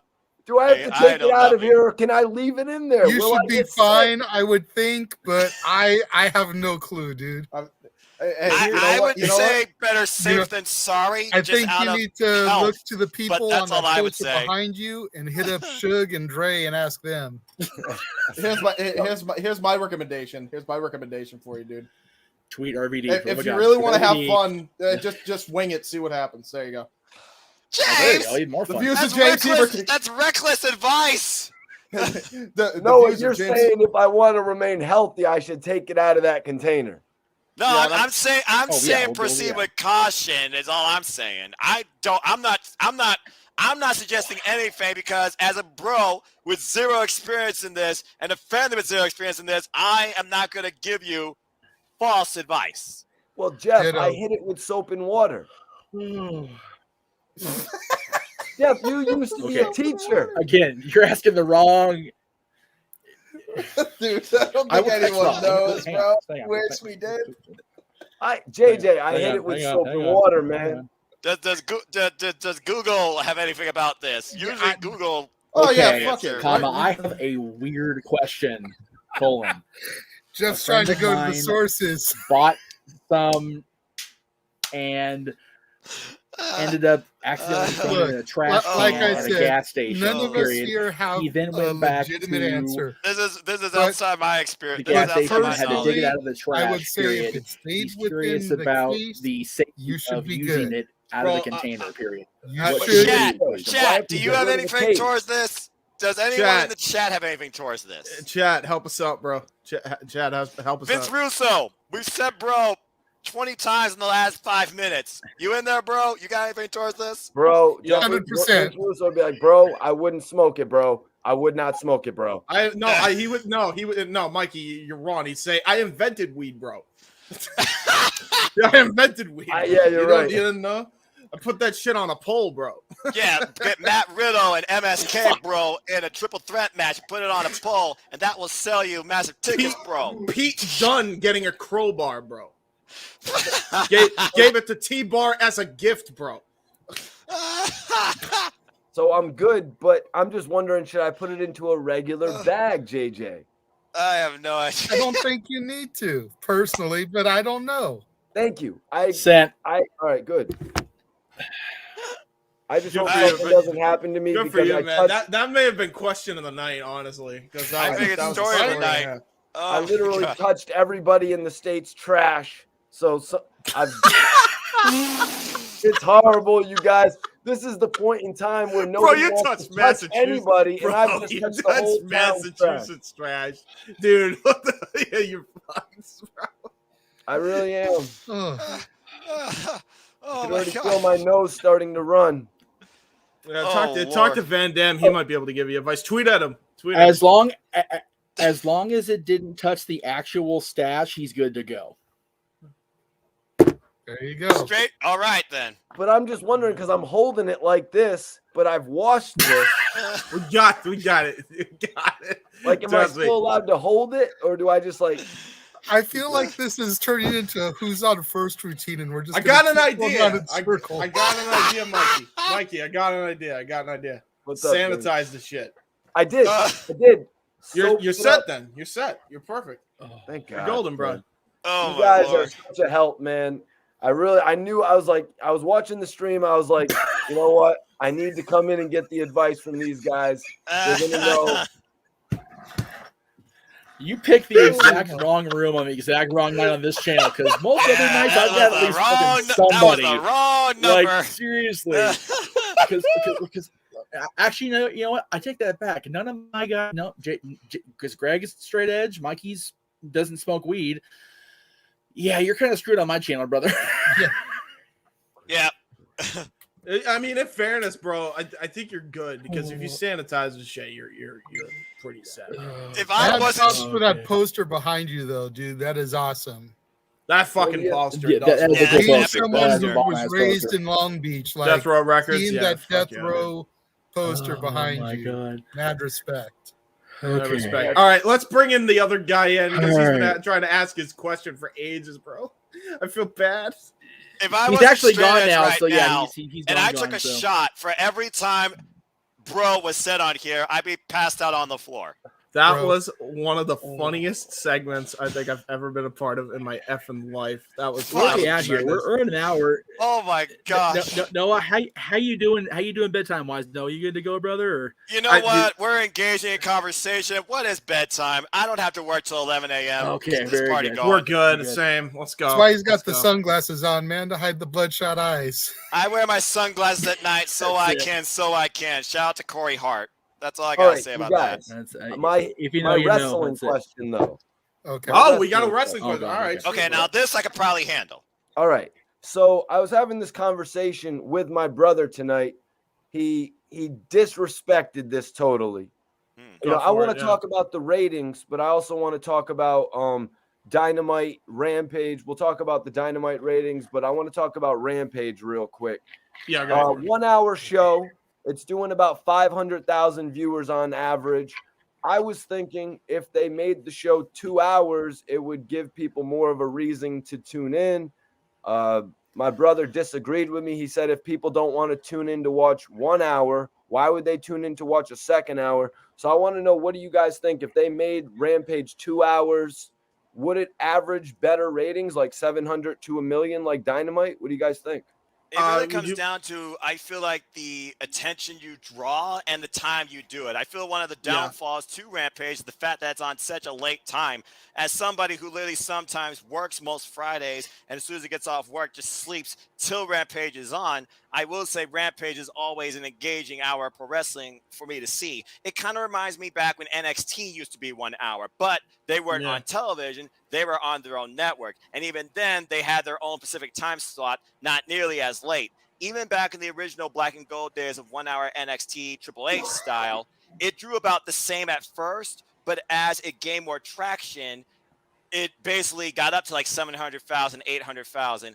I feel if Rampage first changes the time slot, the 2 hours could suffice, but on Friday night, it's kind of hard. Do you do 1 hour before SmackDown, during SmackDown? Do you try and run it up head-to-head against SmackDown? I think that pretty much is like a death note for them. So you mind if I interject on this, Noah? Because I think I have the answer. Go ahead. I think I have the answer for this because I'm going to take you back for a second, Mikey. Right? You know Sunday Night Heat, right? I mean, we're Attitude Era fans at heart. I can just tell, right? Yep, like, you know that. We love the Attitude Era. Okay. So Sunday Night we're old, Heat. it's okay. Yeah. Anyway. Yeah. Right. You're as old as you feel. That's the way I see it. But anyway. But so Sunday Night Heat in that case, was I'm on dead. Sunday. Right. You're alive. Sunday Night Heat was at 7:00 p.m. on Sunday nights on USA, and best fucking time slot.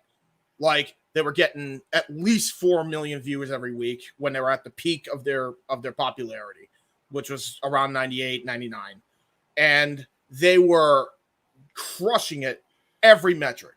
Right now, I'm not saying that's going to happen with Rampage if they move that show and put it on Sunday nights. But if they put it on Sunday nights at 7 p.m. as opposed to Friday nights at 10 p.m. right after SmackDown, I think that would actually do a lot more to benefit them in the long run because it really helped like last minute pay-per-view buys when Sunday Night Heat would happen right before pay-per-view. And that could be the same kind of thing when it comes to Rampage. Rampage is like the buy-in to the actual pay-per-view. So I feel like they should really just move it to Sunday nights at 7. That's what I'd be doing. That's how I'd solve that problem. Hell, even if they have like a early show or something, like there's no way they can't negotiate with TNT and it's like, hey, can we move our time slot to 6 because we got a pay-per-view coming up? And they'd be like, James, what if they have like The Accountant or Suicide Squad or some random movie on during that time? Yeah, but I was going to bring the that other up. thing. I the imagine, other thing you got to factor in is that AEW is targeted more towards people like us. And True. people like us would rather be out on a Friday as opposed to home watching wrestling. While SmackDown is getting good ratings because it's more geared towards families and parents staying home with their kids that are all about that lifestyle. So having something on at 10 o'clock on a Friday is already a losing situation unless that was the only AEW broadcast that was on each week, like when ECW was running on TNN, like when Impact first started and it had the shitty Fox deal or whatever it was. Yeah, Fox Sports Net. Before they got the good time slots. It comes down to what do you have to coincide with it on television or in your life. And when it comes to Friday nights, people are out and about or asleep. Mm-hmm. True. Whereas Sunday nights, like James said, people are starting to wind down their weekends. Everybody's winding down, watching TV. School the next day. A cold one. Yeah. Well, you see, my argument, JJ, is that I want the show to go to 2 hours. But if they went to 2 hours on Sunday, that wouldn't make sense. 7 to 9, they would, it would conflict with WWE pay-per-view. True. No, that's fair. That's fair. More times than not. But that's only if it was 2 hours. If they kept it 1 hour, it wouldn't. It would go back to it would the be old during formula. the last hour. Even on the big four when they do the 2 hour kickoff show, absolutely pointless in my opinion. It also depends on what Sunday it's on as well. Because again, if it's at 6 o'clock p.m. or 7 o'clock p.m., I think they're golden when it comes to conflicting with WWE pay-per-view. Because I think they WWE pay-per-views lately, they come on either the actual pay-per-view now comes on either 7 p.m. or 8 p.m. They have not been consistent. I think the pre-show usually starts at 7 p.m., but I digress. Noah said that all these movies airing. So Noah, you think there's no chance they get 8 to 10 on Saturday night? I feel like again, it's all about network negotiation because they just did Battle of the Belts and they only gave them an hour for that versus 2 hours plus worth of wrestling content that AEW had, which is why they put on championship matches on AEW Dark, their YouTube platform. So again, it comes down to network negotiation and competition, not just in television, but your actual fans themselves and their attention. I feel it's entirely possible for AEW not only to do and run a long-term pickup traction 2 hour rampage, I would just not do it in the midnight on Friday night. Never. And I would maybe try once in a while, maybe 7 to 8, just to engage people, be like, this is what's actually on here. Check this out before you may check out this usual conventional stuff. They kind of did that one time with the Rampage buy-in that did coincide with part of SmackDown, and then they went into a live Rampage. So I think it's entirely possible, personally. Just to note the Battle of the Belts, you probably already read it. 700,000 viewers. Saturday not night, bad, 1 hour, 700,000 Not bad viewers. at all. A tradition brought back since 1988. First time I've ever seen anything called a Battle of the Belts. And I was fairly engaged for the hour. And again, it's only an hour. Less They'll have 2 commercials, next year, Noah. less delay, less distractions, straight up action, done like that. I also want to add Mike, that this is me personally. I don't think they need 2 hours. I think they just need a better time slot. To me, just because you can do more doesn't mean you should. If you don't have the quality to justify the quantity, don't have the quantity. That's the metric. They Quality do have the quality, versus quantity. though, don't they? I think they do have the quality, but how much quality do they have? Like, it only can appear so much. You know and how much quality is too much quality to the point you start under like selling your actual quality of your product. The audience becomes more perceptive to that. Too much of a good thing. That's the thing.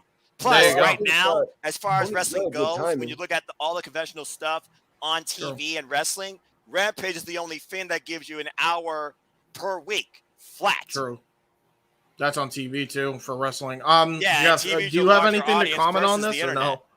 Yeah. Do you have anything to comment on this, Jeff? I do, but I was loving the Discord, and I'll have Josh chime in his 2 cents on the topic as well.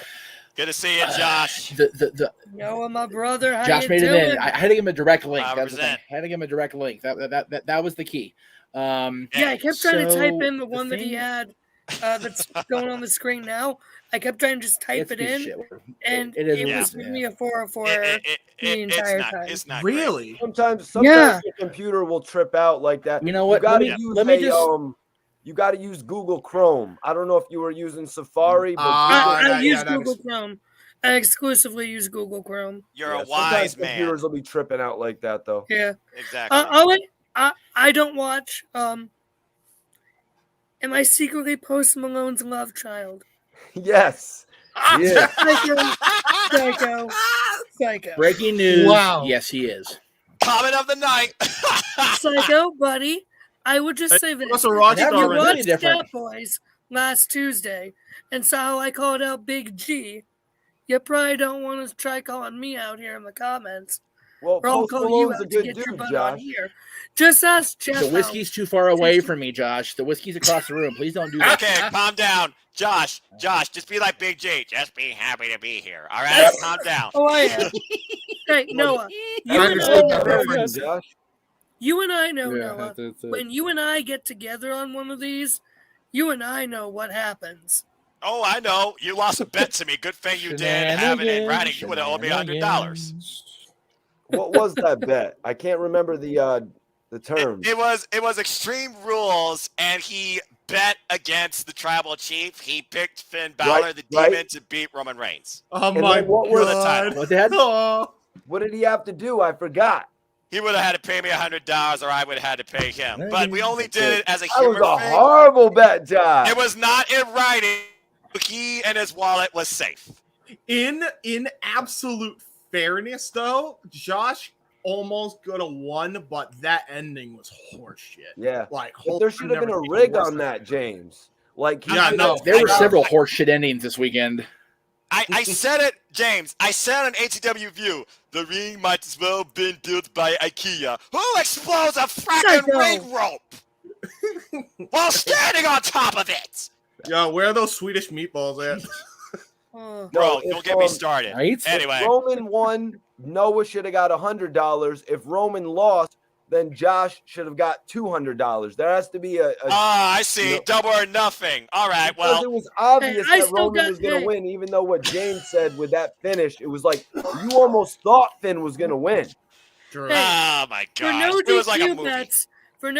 bets, I'm 1-1 because I lost to Noah, but I will always treasure my victory over Virtue in 2019 I remember for this too. WrestleMania 35. I remember that. I remember that. There you go. I remember that. You beat Virtue. What'd you beat him in? That was good shit. What'd you beat him? What'd you beat him in? The WWE title match for WrestleMania 35. Kofi If it was Kingston. going to be a 1-on-1 with Kofi. Oh yeah, versus multi-person. Ah, And that was there before Seth you go. Rollins Go back opened and the watch show the with Brock Fastlane Lesnar. 2019 predictions from NoDQ, because I make Virtue go on a little rant when I call him out for Becky Lynch drawing more tremendous. than him.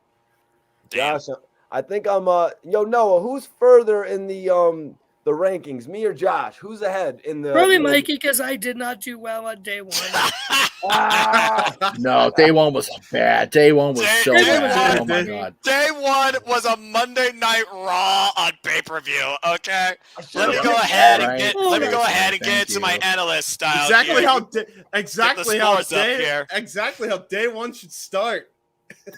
Okay. Oh, The Lord. matches were great. The matches were great. That's it. The matches Yeah, but you weren't can say bad. that- I'll you give them can- that. The matches you were can not say that that about bad. every WWE pay-per-view. Is there any consequence? Is any progression being led? Do I care? Does day one mean anything? Why wouldn't they? JJ, like I was thinking day one, right? They should have brought in the NXT championship. Bring Oh, it's really Lord. day one for all of the companies under WWE, but they dropped Well, the ball you're, with that. you're gonna like my Royal Rumble prediction then. Josh, Go for tell it. me, are you with Team NoDQ this time? Are you doing it on your own, or you want to join my Galaxy panel? What you doing? I'm doing well. Whichever you want. I have not heard anything from the big boss. I'll join yours if you want. Hey, let's freaking go. Uh, I'll Sorry keep about you that. My posted. buddy Tyler and I haven't recorded anything for a while for my channel. So let's see So- here. We've only done one. As you all know, I host multiple predictions leagues for all sorts of fans of wrestling. And as far as the NoDQ Galaxy WWE wing, there's only been one pay-per-view, day one. Not ish, just day one. Mike T, you did pretty good. You got 5 overall out of that. But again, Ashley Reynolds, Matthew Hawkins, Michael Gonzalez, and Tim, perfect score. They each got 6. And as far as you, Josh, you got 3. Oh wow! Damn. So Going into high again, noon it's for that day one. one. Chose It was a Monday Lashley, Night Raw didn't you, pay-per-view. Anything could happen the rest of the year. I think I would have done And better Jeff was had the main events not gotten screwed all the way up. Right. True. Well, Jeff, I mean, it's you're not in the there, first time a main event was screwed up. Jeff, you also got 3 as well. yeah, So there you and Jeff was drunk on Mountain Dew mimosa, so he really didn't give a shit. Anyway, Ooh, did Yeah, you say I Mountain Dew? I haven't drank did. since, well, drank since Drank. SummerSlam. I never drank in my life. I Jeff never was drank in getting my life. open I'd bubbly probably a have little that too Mountain Dew hard. mimosa. I'd probably is have that Mountain your Dew. feed But- with Okay, the so- Mountain Dew mimosa, Jeff. I seen so that. in what somebody's happened feed. was, so Are what you happened lying? was, no, I'm not lying. You know I'm not lying because you was there. Shut up. Jeff be on So- trendy shit. I bought a bottle of a little bit of the bubbly. Finally, toward the end of, or actually, it was toward the middle of the year. That makes sure I had it. But when I went to go make mimosas at my sister's house on New Year's Day, no orange juice, in a house with children. I'm like, okay. So okay, what can I mix? Google searches your friend. It literally is called Mountain Mimosas. I'm like, okay, I'm curious. By the weirdest circumstance, they brought home, if you're familiar with the Circle K, shenanigans for the Circle K, Jay, freaking polar pop of Mountain Dew back to the house. Oh, this is perfect. Mixy. That bottle for the record, are we bubbly talking was classic empty. Dew? Are we talking classic Dew? Or are we talking talking the current Dew? Classic Dew, yes, sir. It's the only way you do it. we That's are the only way talking you do it. The I most do like that code. the most red. caffeinated beverage out That's there what you that's think. mass marketed, plus Chris Jericho's bubbly.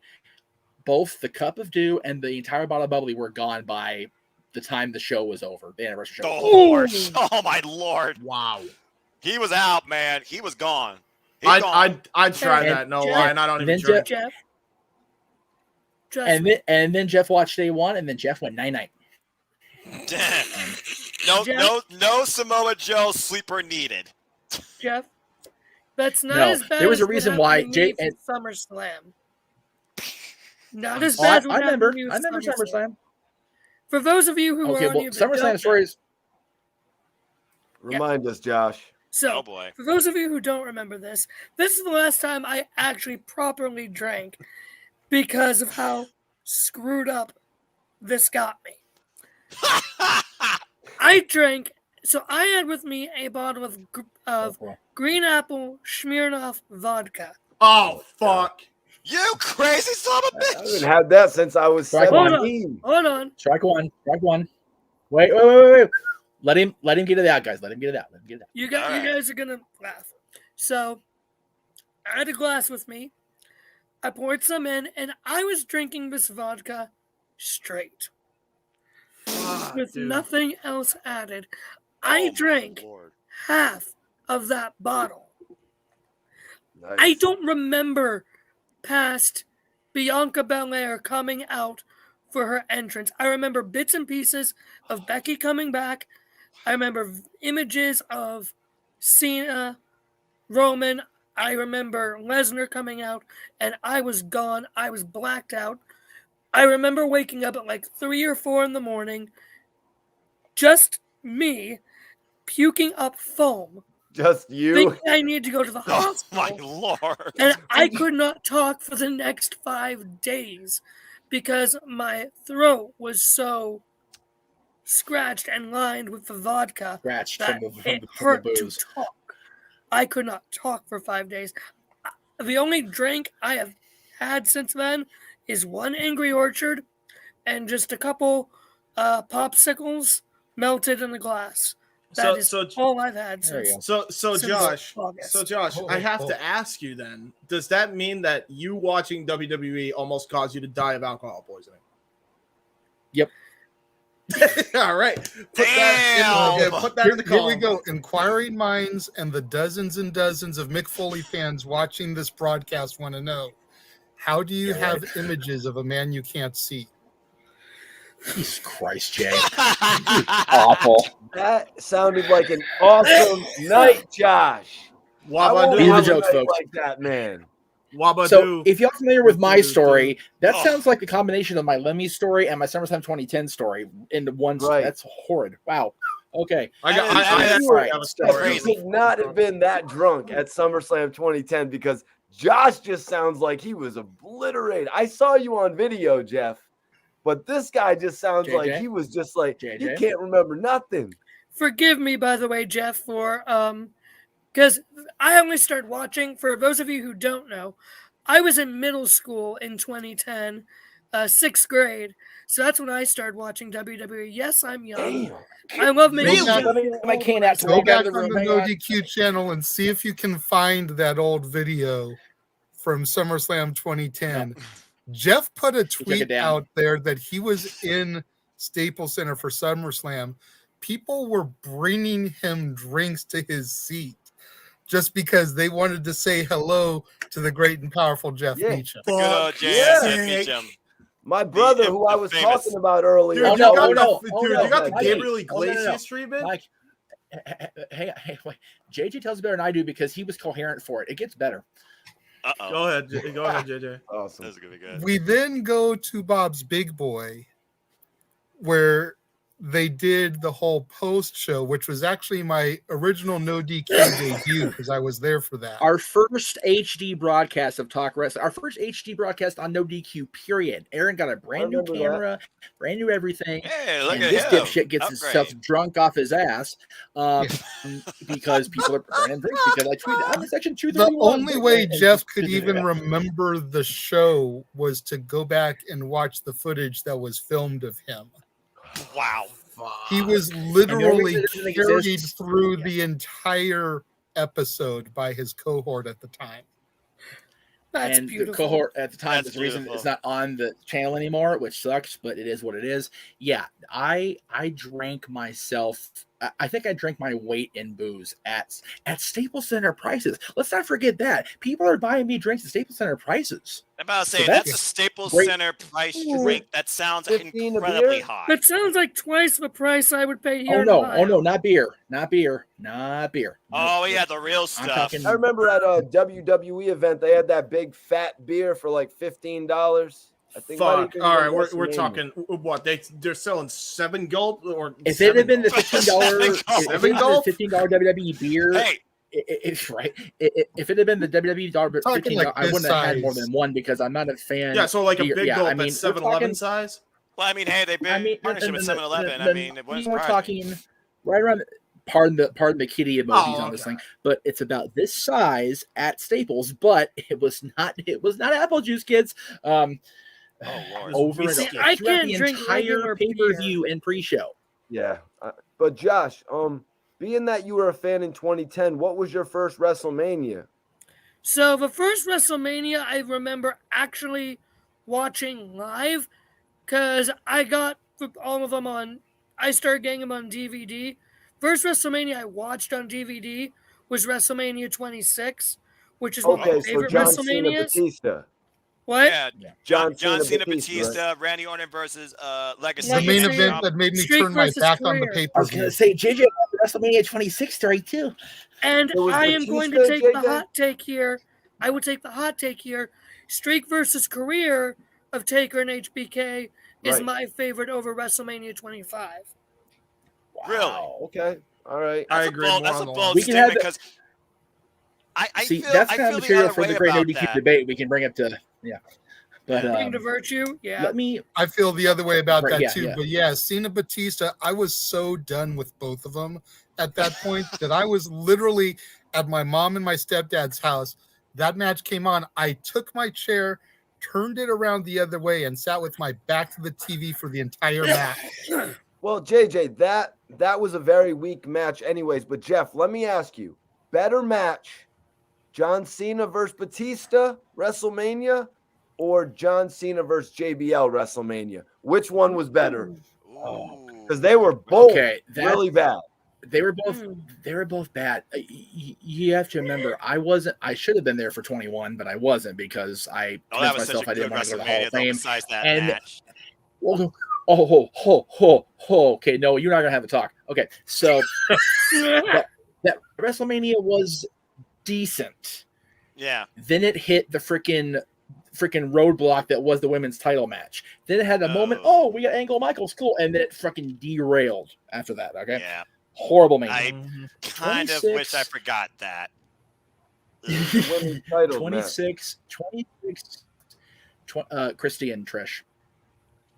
I love both girls. Christy Both girls Trish work with both Stratus. girls. But I'm having a hard time remembering Christy. Christy Hemme. Christy Hemme, the original Diva Search winner. Yeah, the 250,000 Diva Search girl. Yeah. Yeah, the redheaded girl. And again, both she was that lovely Mania challenging for the title. great to work with. Yeah. In Hollywood. Yeah, no do you less. remember? I don't. I do.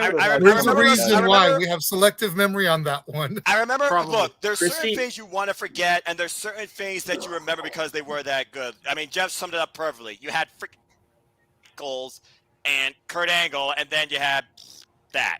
Yeah. Yeah. It's Yeah, like Ray Christy- Eddie Christy Hemme- Trish Stratus Christy was Hemme- at the height of her heeldom at that point, and she was getting Yep. a freaking Road Warrior pop to beat the shit out of Christy Hemme. Yes. That's Christy how Hemme only got horrible the shot match that year. was. Christy only got the shot that year because she was the WWE Playboy du jour, or the Exactly. year, And Lita whatever was the French injured. term is of the year.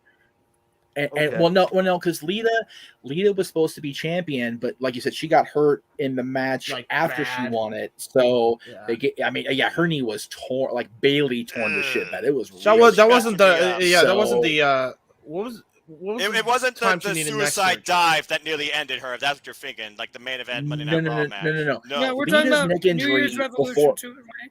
2005. Right, yeah. It was New Revolution. It was a simple Fez press type dive off the steps, and she just tore her knee to the hell and back, and they had to call an audible and give the title back to Trish, and that's why Trish. Because if I remember right, I think they were going to have Lita go into Mania and lose to Trish there because that's a big match. Trish Lita WrestleMania, boom, there it is. And I even talked about this on Jeff Meacham Show today. Lita hasn't had a one-on-one championship match at Mania in her entire career. That's a big reason She's why. only had one right match there. at Mania, period. And that's why insanity. I think with Sasha being injured and out till March, they had to do in Is why case we're of gonna get- emergency is why we're gonna break get- glass, break- pull out Lita. I think Yeah. it probably would have been Charlotte versus Sasha, but with Sasha out till March, you can't build a women's world title feud starting in March On a what if. to WrestleMania. No. On a what if. That's the Yeah, thing, that's though. true. That's absolutely Well, fair. you can. It's just you have to make sure that it's going to be March and not April 1st or April 2nd, because then you're like, oh shit, now what do we do Like if with it falls through? Seth and So- Triple H at WrestleMania a few years ago. Yep. 'Cause Exactly. that almost So, didn't happen. WrestleMania 33. But Yeah. Jeff, what So match? that to answer almost the didn't question, happen. was better? so Yeah, okay, back so to the original question. yeah, back to the original question. You know, you asked me time what's so good Sorry. about the watch. I honestly think my memory of Bradshaw versus Cena is more positive because it was John's ascension to the throne.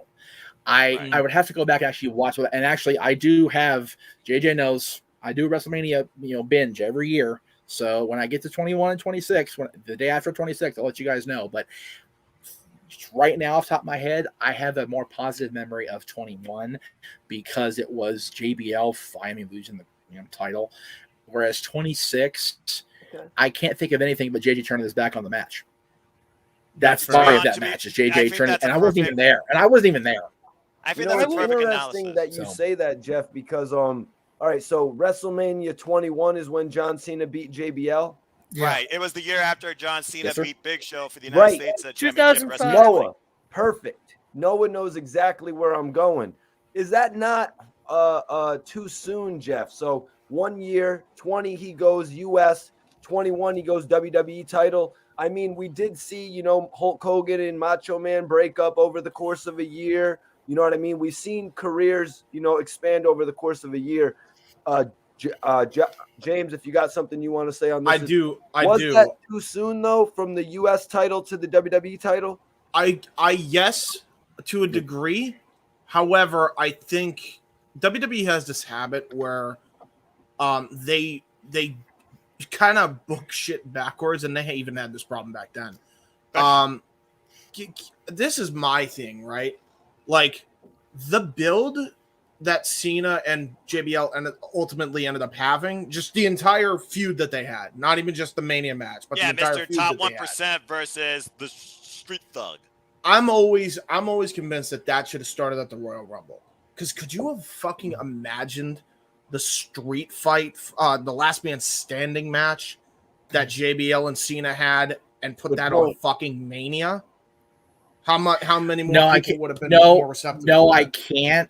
I can't imagine at Mania, James, only because, and again, this may be not actually be a policy, but it's my observation. They rarely get that bloodthirsty, bloodfest match at WrestleMania. That's fair. I mean, I remember that Judgment Day match just being fucking awesome. so much better. 100% better. Lord. You're right. Yes. And JJ. Mikey, hang on. Mikey, wait. JJ, go ahead. I'm going to echo the sentiment and say no, and I've got a perfect example for reason why. Go for it. But by no means am I trying to put Cena on this level as far as a performer, but in comparison of face of company, Austin won his first IC title SummerSlam 97. Got the WWF title Mania 98. 98, yeah, true. Yes. Yeah. And that's a lot shorter turnover than Cena. Yeah. And I was going to add on to that by saying that wasn't John Cena's. Oh no, it was his first ever U.S. championship. Yeah, it was his first. But the thing is, John had also been built. He literally came from the ground up. He came out as they called it on the DVD and in Jericho's book, wacky roll up guy with the tights matching the town, to dressing as Vanilla Ice for Halloween, to morphing into the gimmick, to being a completely obnoxious, you want to smack this stupid kid upside his head trying to be too cool, rap and heel, to organically. And that's the thing. He organically became a babyface over the course of 2003 into 2004, where by the time we hit Mania, the Garden exploded for him. Wearing a next year's year or not, they wanted him atop of the Big Show. They wanted that to be a thing at WrestleMania 20. And over the course of that year, where he had the battle with Kurt Angle as general manager, where he had the battle with Booker T over the U.S. Championship, Carlito over the U.S. Championship, and our buddy Aguilera. Jesus. Who can forget about Jesus? Well, we try to forget about Jesus. Forget Jesus, but anyway, continue, Jeff.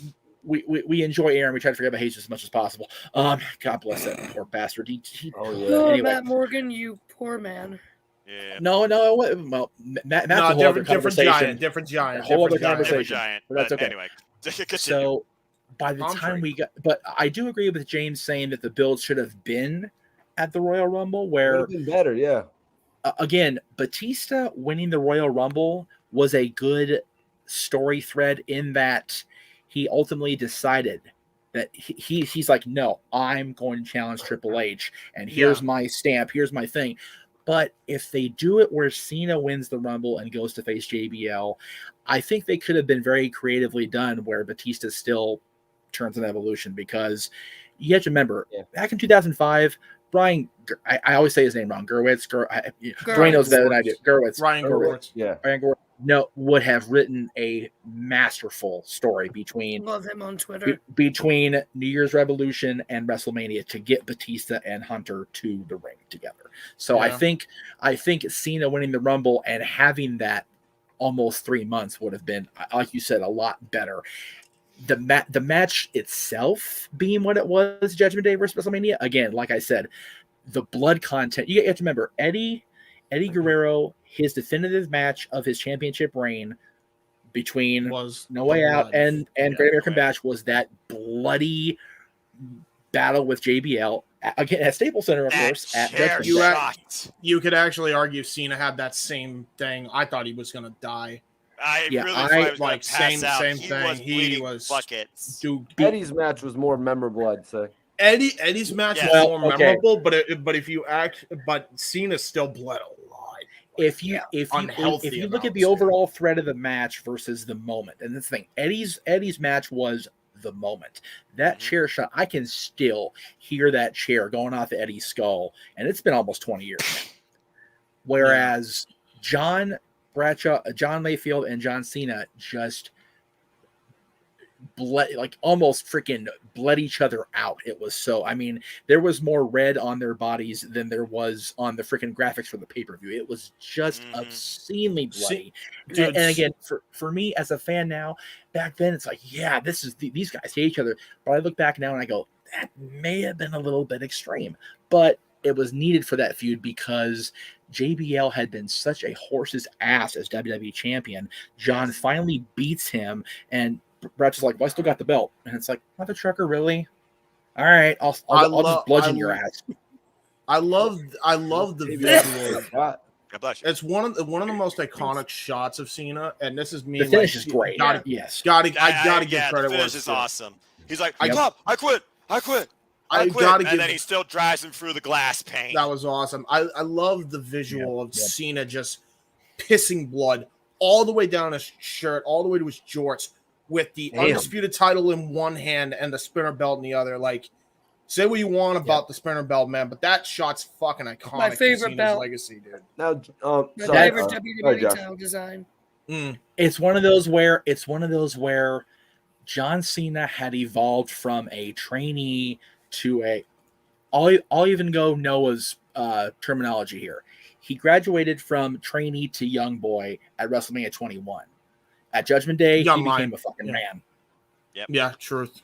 Yeah, I mean, really, because there is no more manly thing than getting yourself bludgeoned with your hated enemy. I mean, really. All right, before we transition to the next thing, somebody said the 4 words, and it had the trivia thing came out of me. So here we go. AEW had Battle of the Belts recently. Yes.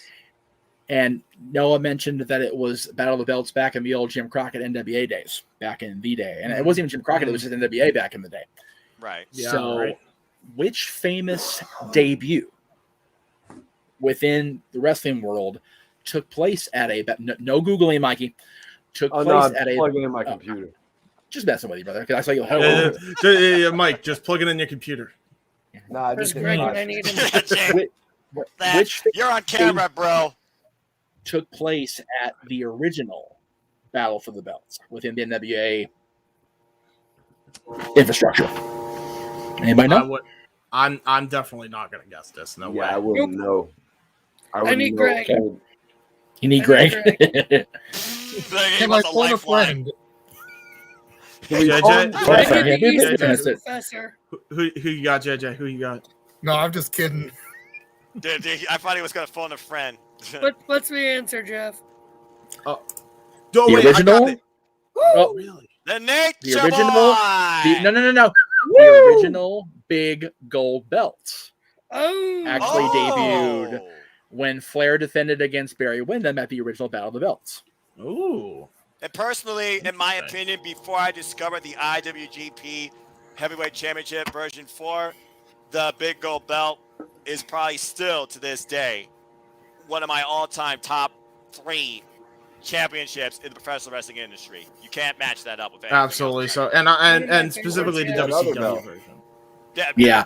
It's funny. I've had this for almost 20 years now. The Alliance edition, which is solid gold. There's no dual plating or whatever. I found out that the guys that are doing exclusively the NWA 10 pounds of gold replicas that the NWA actually authorized, Fendu is also doing. They also do dual plated big golds. They do like many different kinds of versions, but they do all sorts of belts. That's actually a FOD World belts you're looking at right there. Yeah. See, I was not right, and the thing is, no, it was so cool because a long time ago in a galaxy far, far away, I had one of the original art designers through Cremery hook me up with somebody. I have the artwork for the Jeff Meacham in the Cremery design in the big gold. Right. It's just sitting here waiting to be used. So what I'm thinking I'm going to do is I'm going to have that artwork put on my Alliance Edition replica. Whenever I do, save the money for one from Fondue. They do the Crumry style on their belts, which is awesome. Yeah. So I'm going to have them do that on my Lux Edition, Deluxe, whatever the hell version they call it. So, but that's a long off goal for the future. But you mentioned the Battle of the Belts. I'm like, that's where it all started for the big gold, which is one of the belts in wrestling. So, question for you, because I've been Champions pay-per-view. Somebody might actually know this, but I was always curious because I kind of studied up on the history because I watch Wrestling Bios. Shout out to him. He does research for me, and I just watch. JJ loves those guys. No, yeah, he's freaking great. Wrestling Bios is doing great work. But my question to you is like, what happened? Just do that, right?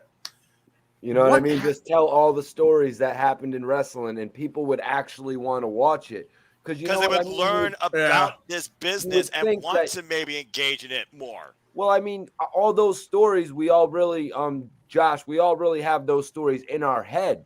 You know what I mean? From wrestling, from all these shows that Wrestling Bios is doing. It just takes somebody from England, you know what I mean, to be like, yo, I'm going to, all the American, everybody around the world really just wants to see all these things played out.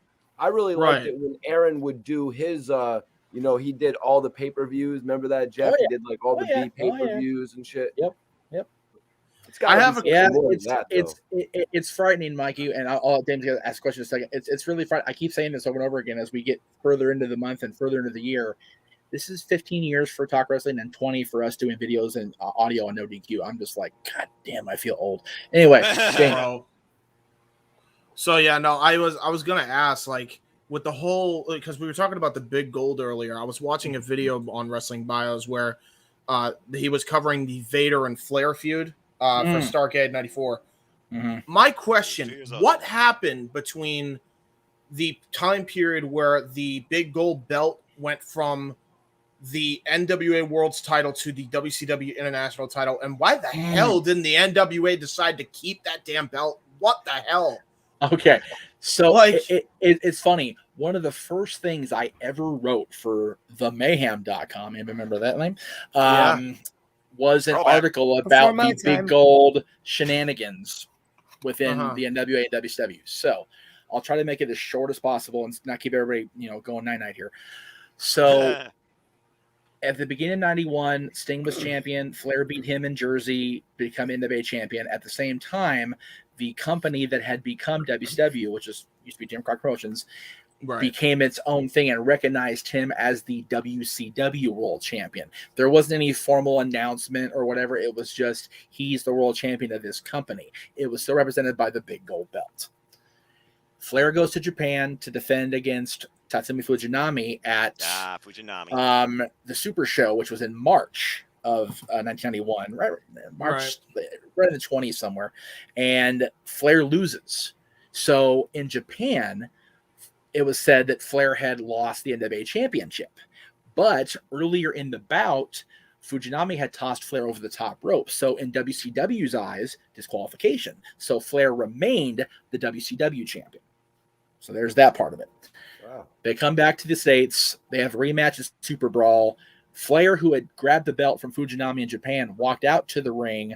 There was no acknowledgement on American TV of this is separate championships. Flair walked out of St. Petersburg as the world's champion. NWA, WCW, whatever. I'm sure you've heard the stories of him getting into a pissing contest with Jim Herd, the guy promoting WCW, the vice president of WCW. AKA the guy that is all over the place mentally. Yeah. Biggest idiot in wrestling history not named Nick Khan. Well, that's saying something, Josh. Yeah, let's. I don't know, man. We're going through a whole. We'll put a pin in that one. What about the UWF, man? Yeah, Herb Abrams. Again. So the thread is Flair's supposed to go into the Great American Bash to defend and drop the title to Lex Luger.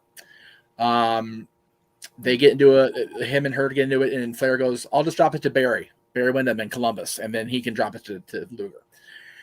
Sometime between Flair getting off the phone with Hurd there and flying home, Hurd called and said, "Piss on you. Just you're fired, and just give Doug Dillinger the belt." And Flair's like, "I got a deposit down, so no, I keep the belt. The belt's mine." Because back in those days, going back as early as the Lou Thez days, the champion put a deposit down on the belt. That way, if he decided to do something shady or shenanigans, he could keep the belt all he wants. He basically paid for the belt with his deposit, which was $25,000 at the time Flair was champion. Good Lord. Yeah. So Flair thinking he dropped the title, whatever it was, 7 times, 8 times by then. He never collected on that championship.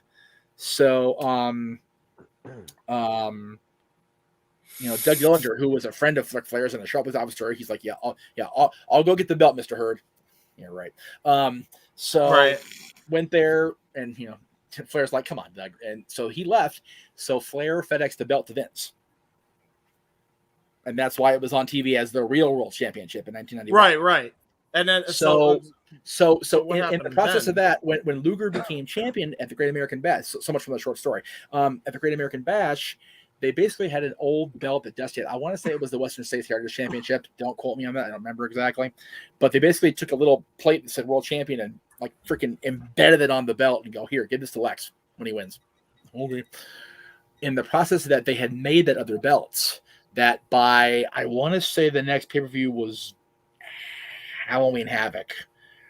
Luger had that championship belt going against Ron Simmons. Right, and Ron... So, Ron, of course, did not win. Then Ron didn't win. I know that. Right. Yeah. He beat Vader for that belt a year later. But anyway, so they had this belt that's in WCW. While the big gold is still technically in Flair's possession because he still owns the belt in his eyes. So, flash forward a year, Great American Bash '92. Can tell you what city they're in. Brain block. We go to a shot. Basically, the entire show is Sting and Vader for the WCW World Title and the NWA World Tag Team Title tournament. That's the whole show. They break from a match, and at the podium is Tony Schiavone, our boy Tony, Hiro Matsuda representing the NWA and New Japan, and Cowboy Bill Watts, the EVP of WCW, with the big gold belt in his arm and the Ric Flair nameplate off the belt for only the second time ever on television. So they got the belt back. WCW did. In the process of that, they decided to hold an NWA World Title Tournament in conjunction with New Japan.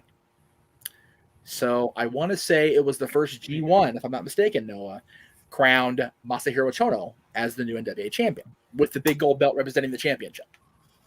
Right, because the G1 Climax was under a different set of rules and fields back then and has been a tradition now for over 30 years. You would be correct. So flash forward to January 4th in Japan. Oh, gee, that's a fun date. 1993. The Great Muta defeats Chono to become champion. So the NWA championship is still being defended. And so at this point in early 93, going into Super Brawl, Barry Windham challenges the Great Muta at Super Brawl, where Flair makes his return to the company after being with WWE, and Vader is champion. I think he faced Sting in that stupid White Castle of Fear, whatever the hell it was called, match. Right. The dumb gimmick. Anyway, continue. Dumb gimmick WCW. Gee, what a thought. So before Vince Russo's time. Right. Yes, bro. So Barry... Bro, you can't pin that one on me, bro. I was inspired, bro. That's right. Bro, I have my resources, bro. Anyway, continue, Jeff. The whole thing inspired me to do the stupid shit gimmicks, bro. Love you, Virtue, but I can't stand Vince Russo. Jeff, the title that Ron Simmons had in '91, was that the interim WCW title or something? No, that was just a full-on WCW World Title. So when Simmons beat Vader in '92, Vader had been the dominant champion. He beat Sting at the Great American Bash, and other than Simmons winning the championship in August and dropping in December, Vader was champion pretty much all the way through Starrcade '93, where he lost to Flair. Anyway, so '93 Super Brawl, February, Barry Windham beats the Great Muta in WCW to become NWA champion. Flair goes to put the belt around Windham, and Windham's like, what the hell? So there's friction right there. So the NWA championship as the big gold belt and the WCW championship as the Reggie Parks belt that we talked about just now, they're both in the company. Okay, because that title looked like the TV title or something. It kind of looked like the Lord Steven Right. Regal era TV title, right? Exactly. All right, So, all right, so I'm not Yeah, it crazy. had a similar vibe. It wasn't quite the Look, same Yeah. though. There's a lot of so- confusion though between the TV title, was the so NWA bad. title, It was what so was bad. constituted as the It was true a big gold mess. title. That's why I'm It was a- asking, because I was so- still confused after watching the video. You're good. So 93 goes along. Beach Blast, not yet Bash at the Beach, but Beach Blast 93. Flair again becomes NWA champion by beating Barry at the pay-per-view. So Right. at this point, Flair's NWA champion for I think it was the either 10th or 11th time, depending on which resource you use. And Vader was the WCW champion. So there was that. We're going to get here anyway. In the meantime, Vader went off to join up with Sid as a tag team, and they were doing a feud with Sting and Davey Boy Smith in WCW, which led to the Shockmaster thing. God, let's not even go there. Oh my lord! We're not even here. Let's not go there. Segment. Pull that thread. Oh, End of that show. helmet. That helmet, so though. bad, so bad. So anyway, so Oh, I feel so bad for him. so Rick Rude is challenging Flair for the NWA Championship at Fall Brawl. As it does in WCW, things went sideways, and they ended up. The WCW ultimately finally pulled out of the NWA once and for all. So the NWA takes away the recognition of the title, but WCW still And has the since physical Flair belt. owned the title, okay, so that answers my question then. Right. So at that point, it Okay. became honestly on TV they called it the World Heavyweight Championship. If you watch when Rude beats Flair, Jesse Ventura says he's the World Heavyweight Champion. So they didn't give it an official name until Halloween Havoc. In the rematch with Rude and Flair, when they said a board of directors comprised of WCW International subsidiaries, the NWA is being made a farce of, but we're calling WCW International, that was how it got the name. So that's why it was called the WCW International title, and because Ric Flair owned the belt, NWA just had no stake, essentially. Gotcha. Okay, Basically, that answers my question. And then it took a whole other friggin' year to get the unification before he dropped it to Hogan, which was Yeah, a right. train wreck too. And then of course And that- became and it this just the World merged. Heavyweight Championship for Yeah, WCW. for WCW. So, and I to feel answer bad the for question in the anyone chat who's ever room, had to drop anything to Hogan. well, I'm not even going there with y'all, but Hogan. Anyway, Oh God. the question, what's so funny is the NWA never. That's not true. They did. Jim Crockett Promotions promoting the NWA always talked about George Hackenschmidt in 1905. Jim Ross, I've heard Jim Ross say 1905 about 45 times. Man, good old JR. 1905. And the thing, to quote my shirt, teespring.com, here's the thing. It can be traced back lineage wise, but there's a definitive hey, wait a minute moment. When Lou Thez was awarded the NWA Championship, Gotcha. the National Wrestling Alliance Championship in 1949, he was supposed to have a match with Orville Brown, who was the Alliance champion. Thez had united 4 or 5 other regional world titles, Championships, including the NWA, which was the National Wrestling Association, into I'm Lou Thez, this is the championship. So it was supposed to be Brown and Thez. Brown was supposed to win. He gets in this horrific Magnum TA style car wreck and has to bow out of the match. So Lou Thez, by that thing, became the undisputed champion. Now, one of Thez's championships was the lineage going back to Hackenschmidt, Strangler Lewis, Gotch, all those guys back from the 1905 up until about the 20s or 30s. So It's that's funny where it how gets Don muddled. Callis always reference back to those particular names too whenever he talks about Kenny. By God, oh Meg. It's so weird to hear and again, nowadays. you can't really claim the actual connection from this thing all the way back to then, but there is a definite, kind of like the big gold belt in WWE was the successor to the WCW Championship, same type of thing. Trevor Murdoch ever got that title, Jeff? No. I'm sorry? Did Trevor Murdoch drop that title?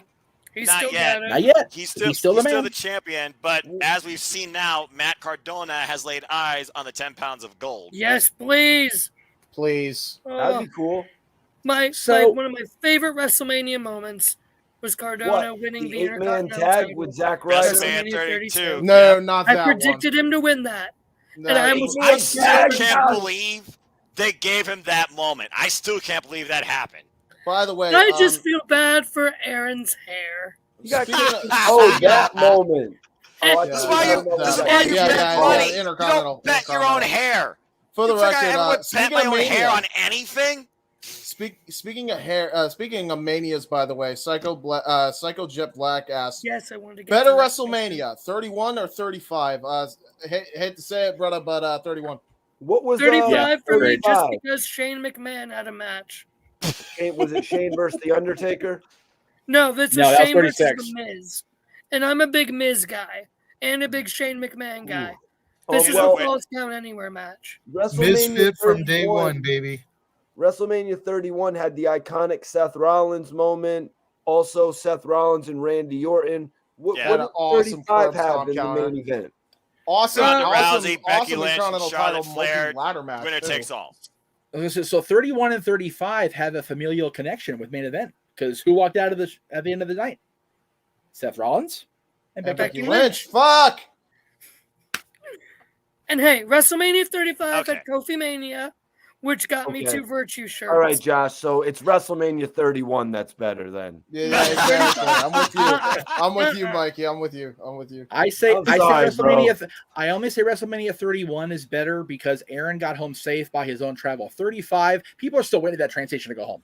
Dude, Like right now. It was the longest WrestleMania to date. 7 hours people were sitting there. Are you Hell kidding me? yeah. I was with my friend I Johnny. remember. That I is was why at it my is friend's now house 2 for the nights. entire thing. I want to get my money's worth. Damn it! No, here's Did the you thing. get your money's worth that whole night? No, You saw no. people were sleeping half the time. Bro, it was bad. It was bad. I saw the freaking video clips. It's so bad. Here's another thing too. Johnny and I was in New York for this. I was in New York for G1 Supercard and NXT Takeover.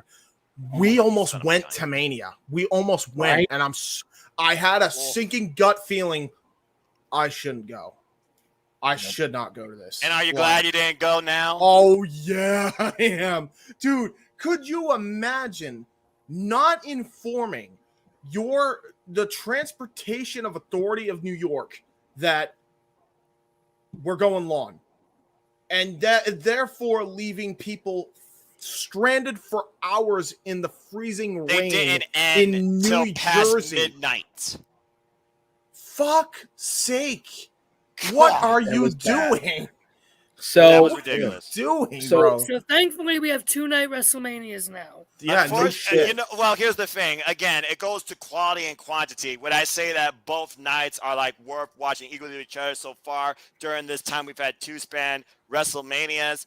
Not necessarily. I've definitely liked one night more if than you're the gonna other. do it even just out of Pandemic, quantity's though, sake, Noah. at least Yeah. make it 2 nights. At least make it 2 nights, because then it's just better for everybody. Yeah, it's like Coachella. All these big events are doing this nowadays, Jeff. you have to. You know what I Especially mean? now to. with 2 You have to. Rumbles now. Coachella's doing 2 weekends. Yeah, I that's know. what Yeah, we used to Coachella's do. bloody insane. 3 Okay. nights, right? Like it used to be a 3-night gig. Now it's 2 weekends. Yeah, you know And they more still about have more that than people me, than ever Jeff. going to that thing. But to answer, So- yeah, I agree. At 31. The only reason, and again, you guys mentioned the whole Zack Ryder thing at 32. I despise the pay-per-view because of that, and because of having to. And again, we all love Webmaster Wade. He's our boy, but having to sit in that Hey, poor Wade man's Needham. house and watch that shit show, and then have to do a post show with Aaron having to be off camera because he was so embarrassed at the head shaving we gave him in the living room initially before we actually got him head properly shaved at the barber the next day. It was just it was a train wreck of a day. It was awful. It was awful. And you know what? I wouldn't have minded so much that Matt Cardona had become the champion if he had dropped it to friggin' Miz the next night and completely negated any reason for Aaron and I have. We Aaron Oh, and I that was the literally. plan. I Like- get that. I get that. I get that. And it's That a was a fucked up horrible plan on WWE's part because I I agree. am convinced after that show that they watched No DQ because we went to the barber, we got lunch, we came back, we watched Raw, and there it was, and we're like, Very weird. Oh, like remember when before this past Mania when we were saying please don't send Hogan out there first let McIntyre's be the first thing, and you guys said that on God. NoDQ. Yeah, They listens, so we need to shut up. Yeah. Yeah. See, That was WrestleMania something. 32. I like because it was my first time watching Mania live. Oh, That was fair my enough. first live Mania. Okay, I can respect that. Again, Cardona, I was always a big Ryder fan, so his Right. moment there, my friend Tyler will tell you, I nearly jumped through his roof. With how excited I got. And let me just Taker's say- my goat, and I love There- Shane, so that there you Hell in go. a Cell match. And right, so, a couple points I want to bring up, and then we'll start to dial it down here a little bit. First thing I want to say, as far as the weight from the train, James, I can only relate to that because I told the story on the air a couple times now. But when Dad and I went on the Jericho cruise, we got through no problem. The COVID testing, whatever. Right. We had people back there for almost 7 hours because of lack of labor on the people doing the testing. So, how do you not prepare for that? Yeah. Well, the thing is, Noah, you're in business. When you sign a contract and you contract somebody for 8 hours, at 8 hours and 1 second, they're done. Yep, that's true. As soon as it's And clock out time, not, I'm done. and I not got my everybody was done being tested, and not everybody was done being tested in that 8 hour time frame. So yeah, it was ugly. They didn't Like, consider ugly. how many people were actually going to be on the ship versus how many people they needed to get them on the ship. Well, the thing is, and again, I have to commend whoever it was, Six Man or CVS or the combination of the two. They got the talent through right away. By the grace of God, Dad and I were like not in the talent pool because I ain't that fucking fancy, but we were like right behind that group. So we went in there. Like I said, I was on my balcony having a fucking drink at 3 o'clock, and said, "What's going on down there?" I'm like, "I'm having a drink. What's going on with you?" Like, no idea what's happening. So as far as that goes, I do want to ask the room, because JJ brought this up with me. I think it was you, JJ. If not, I apologize. So this thing here, right now, Trevor Murdoch's the champion. And we're talking about Matt Cardona being the perennial challenger right now because of his presence within the NWA. Is that a problem? And I say that because to the casual fan coming back into wrestling, like JJ is doing at the moment, of the WWE, wait, who's the champion? The guy that looks like Dick Murdoch that was a tag team mid-carder in 2003? Wait, who's his challenger? The guy that couldn't get anything past the Internet Championship? Wait, what? Why am I watching this? Is that a problem for the? Is that a perception problem for the NWA right now? Jeff, let me start it off because I've been feeling the same way when I see like Mike Knox show up to their tapings. I'm like, damn. I'm like, what's going on with these guys? But honestly, how about Murphy? How about fucking Murphy from TNA out of nowhere just showing up? Why? The dude still can't go. Why not sign Murphy from the WWE? Something fresh. Right. You know what I mean? But yeah, with Matt Cardona coming in, I mean, that's interesting to me. That's legitimacy. I would like to see a little Matt Cardona versus Magnus. What's up, Jeff? Okay, but here's my counterpoint to that. We talk about the Russo audience versus the casual audience. Not every single wrestling fan is, right here. True. A lot of people don't know Matt Cardona, Zack Ryder. A lot of people don't know Mike Knox. My memory of Mike Knox is him stopping Barbie Blank from stripping, which he should be committed to a asylum for that sin. You son of a bitch. Anyway, no comment. Yeah, I got nothing. I'm not saying anything. Matt I'm trying to be good Cardona, I believe they have a YouTube show right now. I believe, I think if they have a YouTube he show. does. Him and Brian have YouTube. But again, outside of the quote unquote internet bubble, show, right? Well, Power is now on Fight. So and that's the other thing. Other than WWE, AEW, and Impact Wrestling, none of these major companies have a terrestrial television contract. Is that a problem in today's day and age, or is everybody, fast forwarded with the Russo era? JJ, you had something to say there. I feel like it's a double-edged sword here, because is it an image perception problem? Yeah, because these guys were lower mid-carders, and now they're being given arguably the most prestigious championship in wrestling history. However, on the casual fan side, I know who Zack Ryder is. I know who Trevor Murdoch is. I'm more likely to watch a product with names that I know than I am to tune into a product with the names that I don't know. Oh, Mickey James is in charge of the women's division over here. I know who she is. Who doesn't know who Mickey James is, though? Let's just be honest here. Well, but that's again, what I'm saying, though, is like I've been so far removed from Impact, just as an example. Which I I don't understand really know that. who's who over there anymore. Because you guys could sit here and you could rattle off some names, and maybe I'll go, "Oh, Eric I know Young. that guy. I know that guy. I know that like one. I know Yeah, Willie right, Mack is right, over there, absolutely. and that's another one. That's one of me and Jeff's boys who we saw. You know, dude used to walk from his home in Compton, California, to the arena in Anaheim, where Johnny, and may he rest his soul, had Friday night fight nights to try to get on that card. So it's one of those guys that we literally saw come from nothing to now he's a former X Division slept champion. in our home. Legit slept Yeah. in our home more Went than to once. Disneyland So- with us. We have pictures with him and our group at Disneyland. That's awesome. That was one of our boys. We But love Willie. We do. aside from that, who I know is there, like you could list off maybe 10 guys from Impact, and maybe I'd know one or two. Well, again, Whereas very much- here's the NWA champion. I know who that guy is. right. He may not be somebody that I followed, that I cared for, that I even liked in the ring, but I know who it is. You recognize it, You mean and that makes you Magnus? more so Exactly. kind of No, like Trevor Murdoch. connected or Okay. drawn That to could have see, fit for Magnus okay, too. where's this thing going? You know, because you recognize the Nick name. Aldis is not Yeah. champion right now. Yeah. And that's Yeah. that's Nick one of the dropped into things trouble where I at feel like NWA 73, so. AEW Yes. is thriving as well for the casual fan because they're nailing a bunch of these WWE signings, but they've also oversaturated their workplace. Absolutely, yeah. Let me. I will say, and my again, thing with I So a casual fan, it's like, oh, they've got, all these Insert WWE name guys. here. I know who these are. Right. Right. Yeah. Like I'll agree with JJ big time. Like again, I didn't start watching wrestling till I was in full time watching wrestling. And so I was in middle school in 2010. So Trevor Murdoch, my only exposure was Okay, Josh, I'll get the when dentist tomorrow. Quit making me old, okay? Seriously. I'm almost a decade older than you, fat man. Shut up.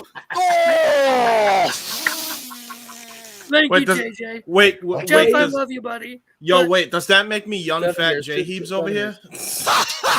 Yeah. Jeff, I Bro, love you you, look buddy. like you're He's 28. I The know only you do. I know exposure you do. I have to Trevor Murdoch 26, close. was the SmackDown I was vs. gonna Raw say 2009 video game. That's the only exposure Oh, to wrestling of jeez. Trevor Murdoch I have. So Yeah, that's no, why I get you. everybody has Same a here, video same game. here. Yeah, that's true. Cardona, That's my- earlier Lance 2000s. I remember right? when we were all pushing big for him, to get that spot, to get the U.S. title from Ziggler, before Vince was like, okay, we gave you your thing, time to push you back down the card. So I would say Cardona is 10 times the star Trevor Murdoch is, just because he had that backing behind him. So Yes. in my opinion, Yes, You get it. yes. Cardona would give more oomph Exposure. to the NWA title than Murdoch would. And with you saying about And see- Impact, when I first started watching TNA, around March, April, later in 2010, I think the first episode I remember watching was when RVD beat AJ Styles for the title. I turned on and I saw Hogan, I saw Jeff Hardy, I saw RVD, I saw these people who I knew. So that's why I tuned in for the people I knew. And then got into AJ Styles, etc. But And see, if you're Yeah, but- if you're a but casual fan nowadays I coming look at in from Impact when you and I don't know started, anyone. Yeah, right. but If then you're a casual fan coming back from when you started watching Josh, Yeah. if you're a casual fan coming back from when you started watching Josh, or when when you turned away, Zack Ryder was still at least here's Zack Ryder. He's still doing our thing You on at least WWE knew television. he I- existed. You at least knew he was there. Yeah. But he whereas was also on Murdoch was YouTube. already a thing of the He was on YouTube, Right, yeah. doing his He was thing. doing crazy hundreds of thousands of views. Whereas in 2010, let's say, Murdoch was already off WWE television, probably already out of the company. Nick Aldis, Magnus was like maybe British Invasion at that point. I don't even think he was there doing that yet. I could be wrong. I'm I could be wrong. not sure exactly about that. And before that, so let's see, before that would have been Cody. Cody in 2010 was in Legacy, so he's identifiable by WWE casual fans. He was one of Randy's boys. Cool.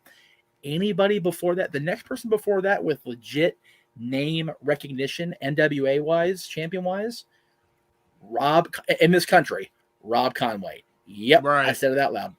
Yeah, no, true. You're Absolutely. not wrong. The Quick third thing. member of La You're not Resistance. You guys are all going to hate me for this, and I'm a dumbass. Good points, Jeff. I we're just not gonna realized judge and you. remembered Nick Aldis is Magnus. I forgot that's who. Dude, I don't There's blame you. no- They're Dude, like two different Dude, people. he wasn't Forgettable, Magnus until he Josh. was in TNA. To be fair, you're all right. He was the Yeah. champion too. And Noah. honestly, the person that was the TNA / Impact World Heavyweight Champion is leaps and bounds below Yeah. where Nick Aldis has become. And Exactly. Magnus was another Valhalla or something? muscle-bound grunt that happened to have an accent that was trained by Doug Williams. Oh, And God bless Moose. Doug Williams for keeping it alive Yeah, over there true. on that part of the world. But other than that, my vivid memory of Magnus as champion is he became Dixie's boy who exiled AJ for good. Which, how do you exile Mr. TNA? How do you actually flip and let that be a thing? How do you let that You know happen? what they did, Jeff? And for me, Magnus always had the shit stain on him for that. But when he became the face It of the gave a idea, really it's like, I bad get behind this perception. guy. It didn't make him look like that, like big heel that could overcome anybody. It actually gave negative Nope. reprieve in the audience because AJ True. Styles was Yeah. the face of TNA pretty much during basically his whole time that he was there. And again, Yeah. I mean, Josh, 'Cause when you JJ, think you about Noah, both respectively when- gave perfect points towards the whole idealism when it comes to the people you see anywhere, especially when it comes to a championship picture. I mean, who would have thought you would see Trevor Murdoch, Matt Cardona in the same sentence related to a prestigious top tier championship in professional wrestling? Well, I can't remember what it was, but Jeff, didn't they give Trevor Murdoch a bit of a singles run? Didn't they try something out with him? Yeah, they tried a singing gimmick out with him. It actually, was super Lord, duper really? like abbreviated brief, like not even abbreviated. Like it was a brief. Yeah. That was it. That was all. It was And honestly, a speck in time. And honestly, I maintain to this day that there are three, if you want to really divide it up, 3 reasons why Trevor's champion now. Harley trained him. Yep.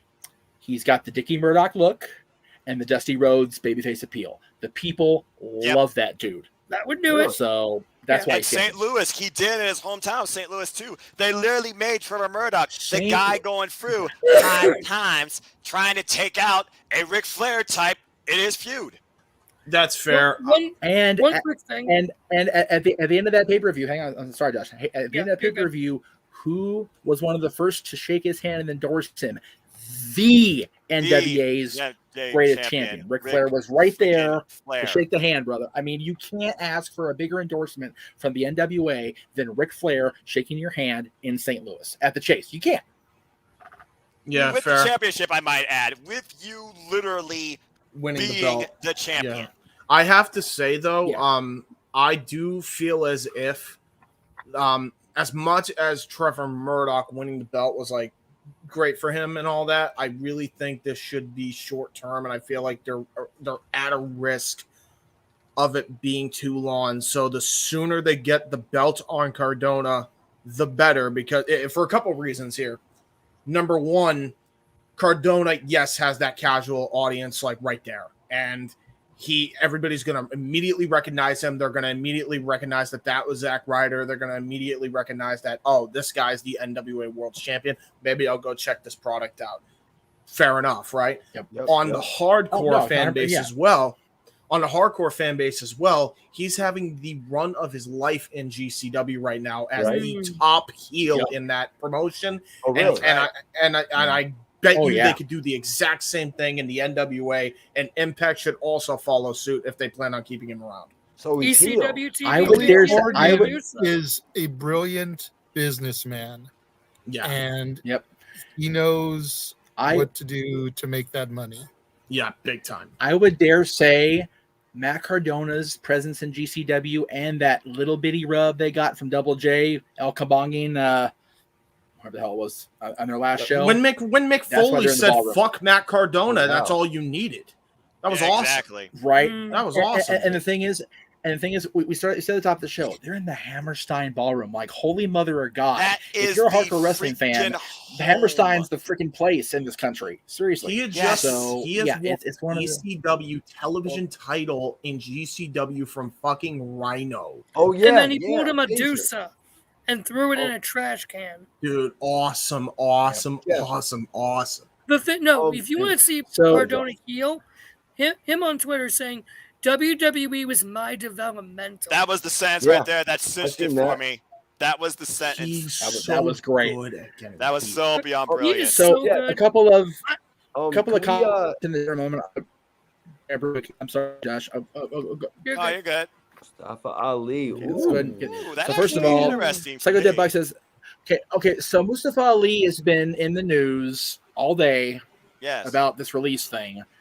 I feel bad. for him. Again, He's gotten the screwed thing so is, many you know, times. I agree. Well, the thing is, Another guy that got saying the it right shaft. now. Well, but here's my point. Mustafa Ali right now, I can't see him being the NWA contender guy or the champion. No guy way. because No, he's no, X not Division still- right now. he's still got that WWE. He's still got the WWE stink on him, right? He does. I'm just saying. So Oh, if he were to Jeff, go, I could see Mustafa Ali take the release for involved in freaking junior heavyweight NWA title Yeah. contention. Since they're bringing that title back with this tournament. The Junior, NWA yeah, Championship. actually, no, that's a fair Right. shout. Actually, that's I a feel very bad for fair shout. Mustafa Ali. He I got do too. injured and got taken out of a gauntlet match, which Kofi's push should have been his. He was going Not to win Money in the true, Bank though. then. Yep. Ha That is- I'm That is Lesnar. the man who believes in And then the Kofi Hacker Kingston. storyline was supposed to be True, his. dude. And then they pulled this stupid retribution bullshit. Mhm. Yeah, no, I agree. okay, Agreed, well, bro. okay, a couple arguments there. And again, I like Ali. He's a great He would've athlete. He never. could be a great character on TV. There is no fucking way he would have been the number one contender at WrestleMania. Oh, no. I'm not saying that. It wouldn't have I'm not happened. saying It wouldn't have that. happened. Great. There's Thank no you, way. Jeff. I'm not saying that. Not with the way at they were all. booking him. Nope, not at all. And I personally feel bad way. and apologize to Mustafa Ali because I was at Fastlane 2019 when he was in that triple threat match. Same. No one in that crowd wanted him there. They booed I was him one as of the soon as the ones cheering music for hit. Kofi, cheering for Kofi the entire match. I admit that I did not pay 1 ounce of attention to that triple threat match. I was chanting for Kofi the entire time. And Mustafa Ali, if you ever see this, I apologize. You are a tremendous athlete. I'm sorry this crap is happening to you. I will say, I feel like Mustafa was pushed way too soon anyway, and been a they warning, shouldn't guys, have by put the him in way. that spot to It's been a begin warning. with. Wait, was it? Is it 2 in the No, morning? it Jesus. should have. Oh, yeah, it's it a is bit of 2 in the warning because morning. I got the word wrap me up here. So Yeah, fair. What I'm saying is, Mustafa again. Whether he would have won that gauntlet, whether he would have been in that match or not, there is no way he would have got the push. Kofi got the push because it's Kofi, number one. Absolutely, absolutely. Anyway, so to answer that comment, I can't imagine it right now. Get him his release, get him the 90 days, get him in the Indies, do the GCW thing. Maybe. Now, I want to bring up real quick here, and we'll try to do this as quickly as possible. Psycho Jetbox kind of like a fantasy all champions match. You got Worlds Murdoch, you collide. got- Man, Page. No, help me out. No, help me out here for the name. Trevor Murdoch versus Shingo Takagi versus Heyman Page versus Moose. You got NWA Takagi. versus Yeah, NJPW versus AEW versus Impact. Hangman Page. I got no Amen. horse in this That's the hell fight. before WrestleMania for me. I'm okay with it. I mean, got no horse in you this look fight. at And the then four to- men here. You look at the perception. You look at who you think would win it. or should win it. I look at all four of these incredible athletes, great champions in their own right. I would have to go with Heyman and Page right now in this form. Yeah, Page by far. I mean, close second is probably Moose, to be honest. Well, here's the thing. Yeah, definitely. Hi, Jeff. Here's the thing. Shingo Takagi, former IWGP World Heavyweight Champion, hell of a match with Okada. I would not count him out in anything. Yeah, but James. Right now, when you look at I think Takagi would kick Moose's ass. One at a time. One at a time, guys. One at a time. Sorry about that, Noah. One at a time. No, you're good. I was just saying, Shingo Takagi, I could honestly see him probably beating any of these three men in one-on-one contests, but perception is key. And right now, I look at these four men. Who's the biggest star of all four? I gotta go with Heyman and Page. Yeah, for sure. I get that. Yep, totally get that. So Shingo could Mikey's gonna close us out here.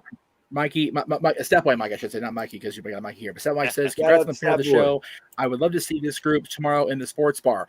Mikey, the only problem with that is Noah doesn't watch sports. JJ's on the way because he's casual. I'm a casual. James is a casual sports guy. We can get Mr. Mansfield in there. Where are you at on the sports talk? You want me on the sports bar tomorrow? Sure. Because you Cowboys, you ain't them boys. Oh, God. Fuck. Josh, I'm only going to say this once. As a guy who's not in sports, in the name of my best friend Vaughn, don't be dissing the Cowboys. Hey, my Exactly. the owners of the 49ers. Read the name of the marquee, Josh. Read Read the name of the marquee. I had to root for the Niners yesterday. I know. I'm not. I was you just know what? explaining to Noah. But anyway, that'll be tomorrow again. Yes. So first time you see me tomorrow, we'll be in the sports bar, and Mikey's telling me there's some sort of surprise plan, which always scares me, the stat boy. So we'll see what happens. We'll see what he has planned for me. I'm a little scared. I'm not gonna lie. But also Zach will be there, or Zach. It's Cody Reigns here on YouTube, but it's Zach. He'll be there as well. So it's going to be a packed house, which Mikey seems to like on the sport bar. He likes the panel format, so we're going to go with that. And whatever we didn't talk about in this little collage here tonight, we'll get into tomorrow. So that's coming up, which we covered everything. Awesome. I had nothing to do tomorrow. Woohoo! Okay. Whatever. I have no show tomorrow. Shit. I'll try not to call. Anyway, try not to call. thank you guys very much. No, thank you, Jeff. No, you know what? I don't mind if you do. Just again, the whiskey's way over there. I'm not gonna get up and go get it today. Tomorrow. Yeah. Different story. Anyway. Well, yeah. So thank you to Alistair, who tried his best to get on. God bless him. He tried so hard. Thank you, Mikey T. Thank you, Josh. Thank you, JJ, of course, for being here. And these two guys, thank you for waiting for a month for me to get my shit together. And JJ also as an audience member for getting everybody for getting my shit together audience-wise. But you two guys especially, you waited a month and we delivered. This is 2.5 hours was way more than I thought we were gonna go. I love this shit. This is great. So this is awesome. The plan will be I love it. So the plan will be on the Fridays where there's not a dad's episode, at least for now, until JJ relaunches the channel, and then we'll reconfigure the schedule. But the Fridays where there's not dads at 8 o'clock Pacific, 11 o'clock Eastern, we're off and running. So look for us. So not this Friday, but but next a week Friday. from Friday. Right, same bat time, same bat channel, but different day. So it actually be the night before the Royal Rumble. There we go. So you'll have Rumble predictions with us. It is Probably the night before the same Royal people. Rumble. And I thank hate God that you feeling guys on brought back Saturday this year. dads. I hate that. So I'm not honestly, bad, but- if you don't mind staying up late for Royal Rumble, pre-Royal Rumble, pregame with us, kids. So there you go. I will Thank you all very definitely much be for there watching. that one. Oh Love yeah, it, we brother. should do All a right, guys. Royal Rumble watch along like this. I don't really Oh, know. don't Well, worry. we're gonna I'll be have it- back. The unofficial we're gonna- voice, the Jeff Meacham Network, is going to pull a crossing the border, and I will be back with play-by-play commentary for the Royal Rumble as a whole. Fuck it. I'll join too. Why not? Here, Yeah, let's do it. I'm doing it. There I'm we doing go. it. I'm doing it. I'm doing it. I wouldn't mind watching Honestly- the Rumble with you guys. As Yeah, long as you guys come along, as long as I have you two for the big five, I'm good on the other 40,000 shows they do a year. I mean, really. Fair enough. Gentlemen, it's I been a might pleasure. Bobby Thank you Heenan all for- this. I might Bobby Heenan this. Just fair warning. I'm probably gonna shit whenever I okay with can. that. So, I'm actually okay that way. I don't have to worry about picking up that slack. I appreciate that. Cool. Hopefully, I'll be Blast watching you it over live. Yeah, please. Yeah, invite your friends. Have a good night, everybody. We'll see you guys tomorrow on the Sports Bar. Talk wrestling, of course, tomorrow night after NXT. Greg Cherry show this week. Adam Contras, our boy, the man with the DeLorean's back on. We'll see him Thursday, and of course, Dad's on Friday. Have a good night, and we'll see you guys next time right here on the Jeff Meacham Network. If I can get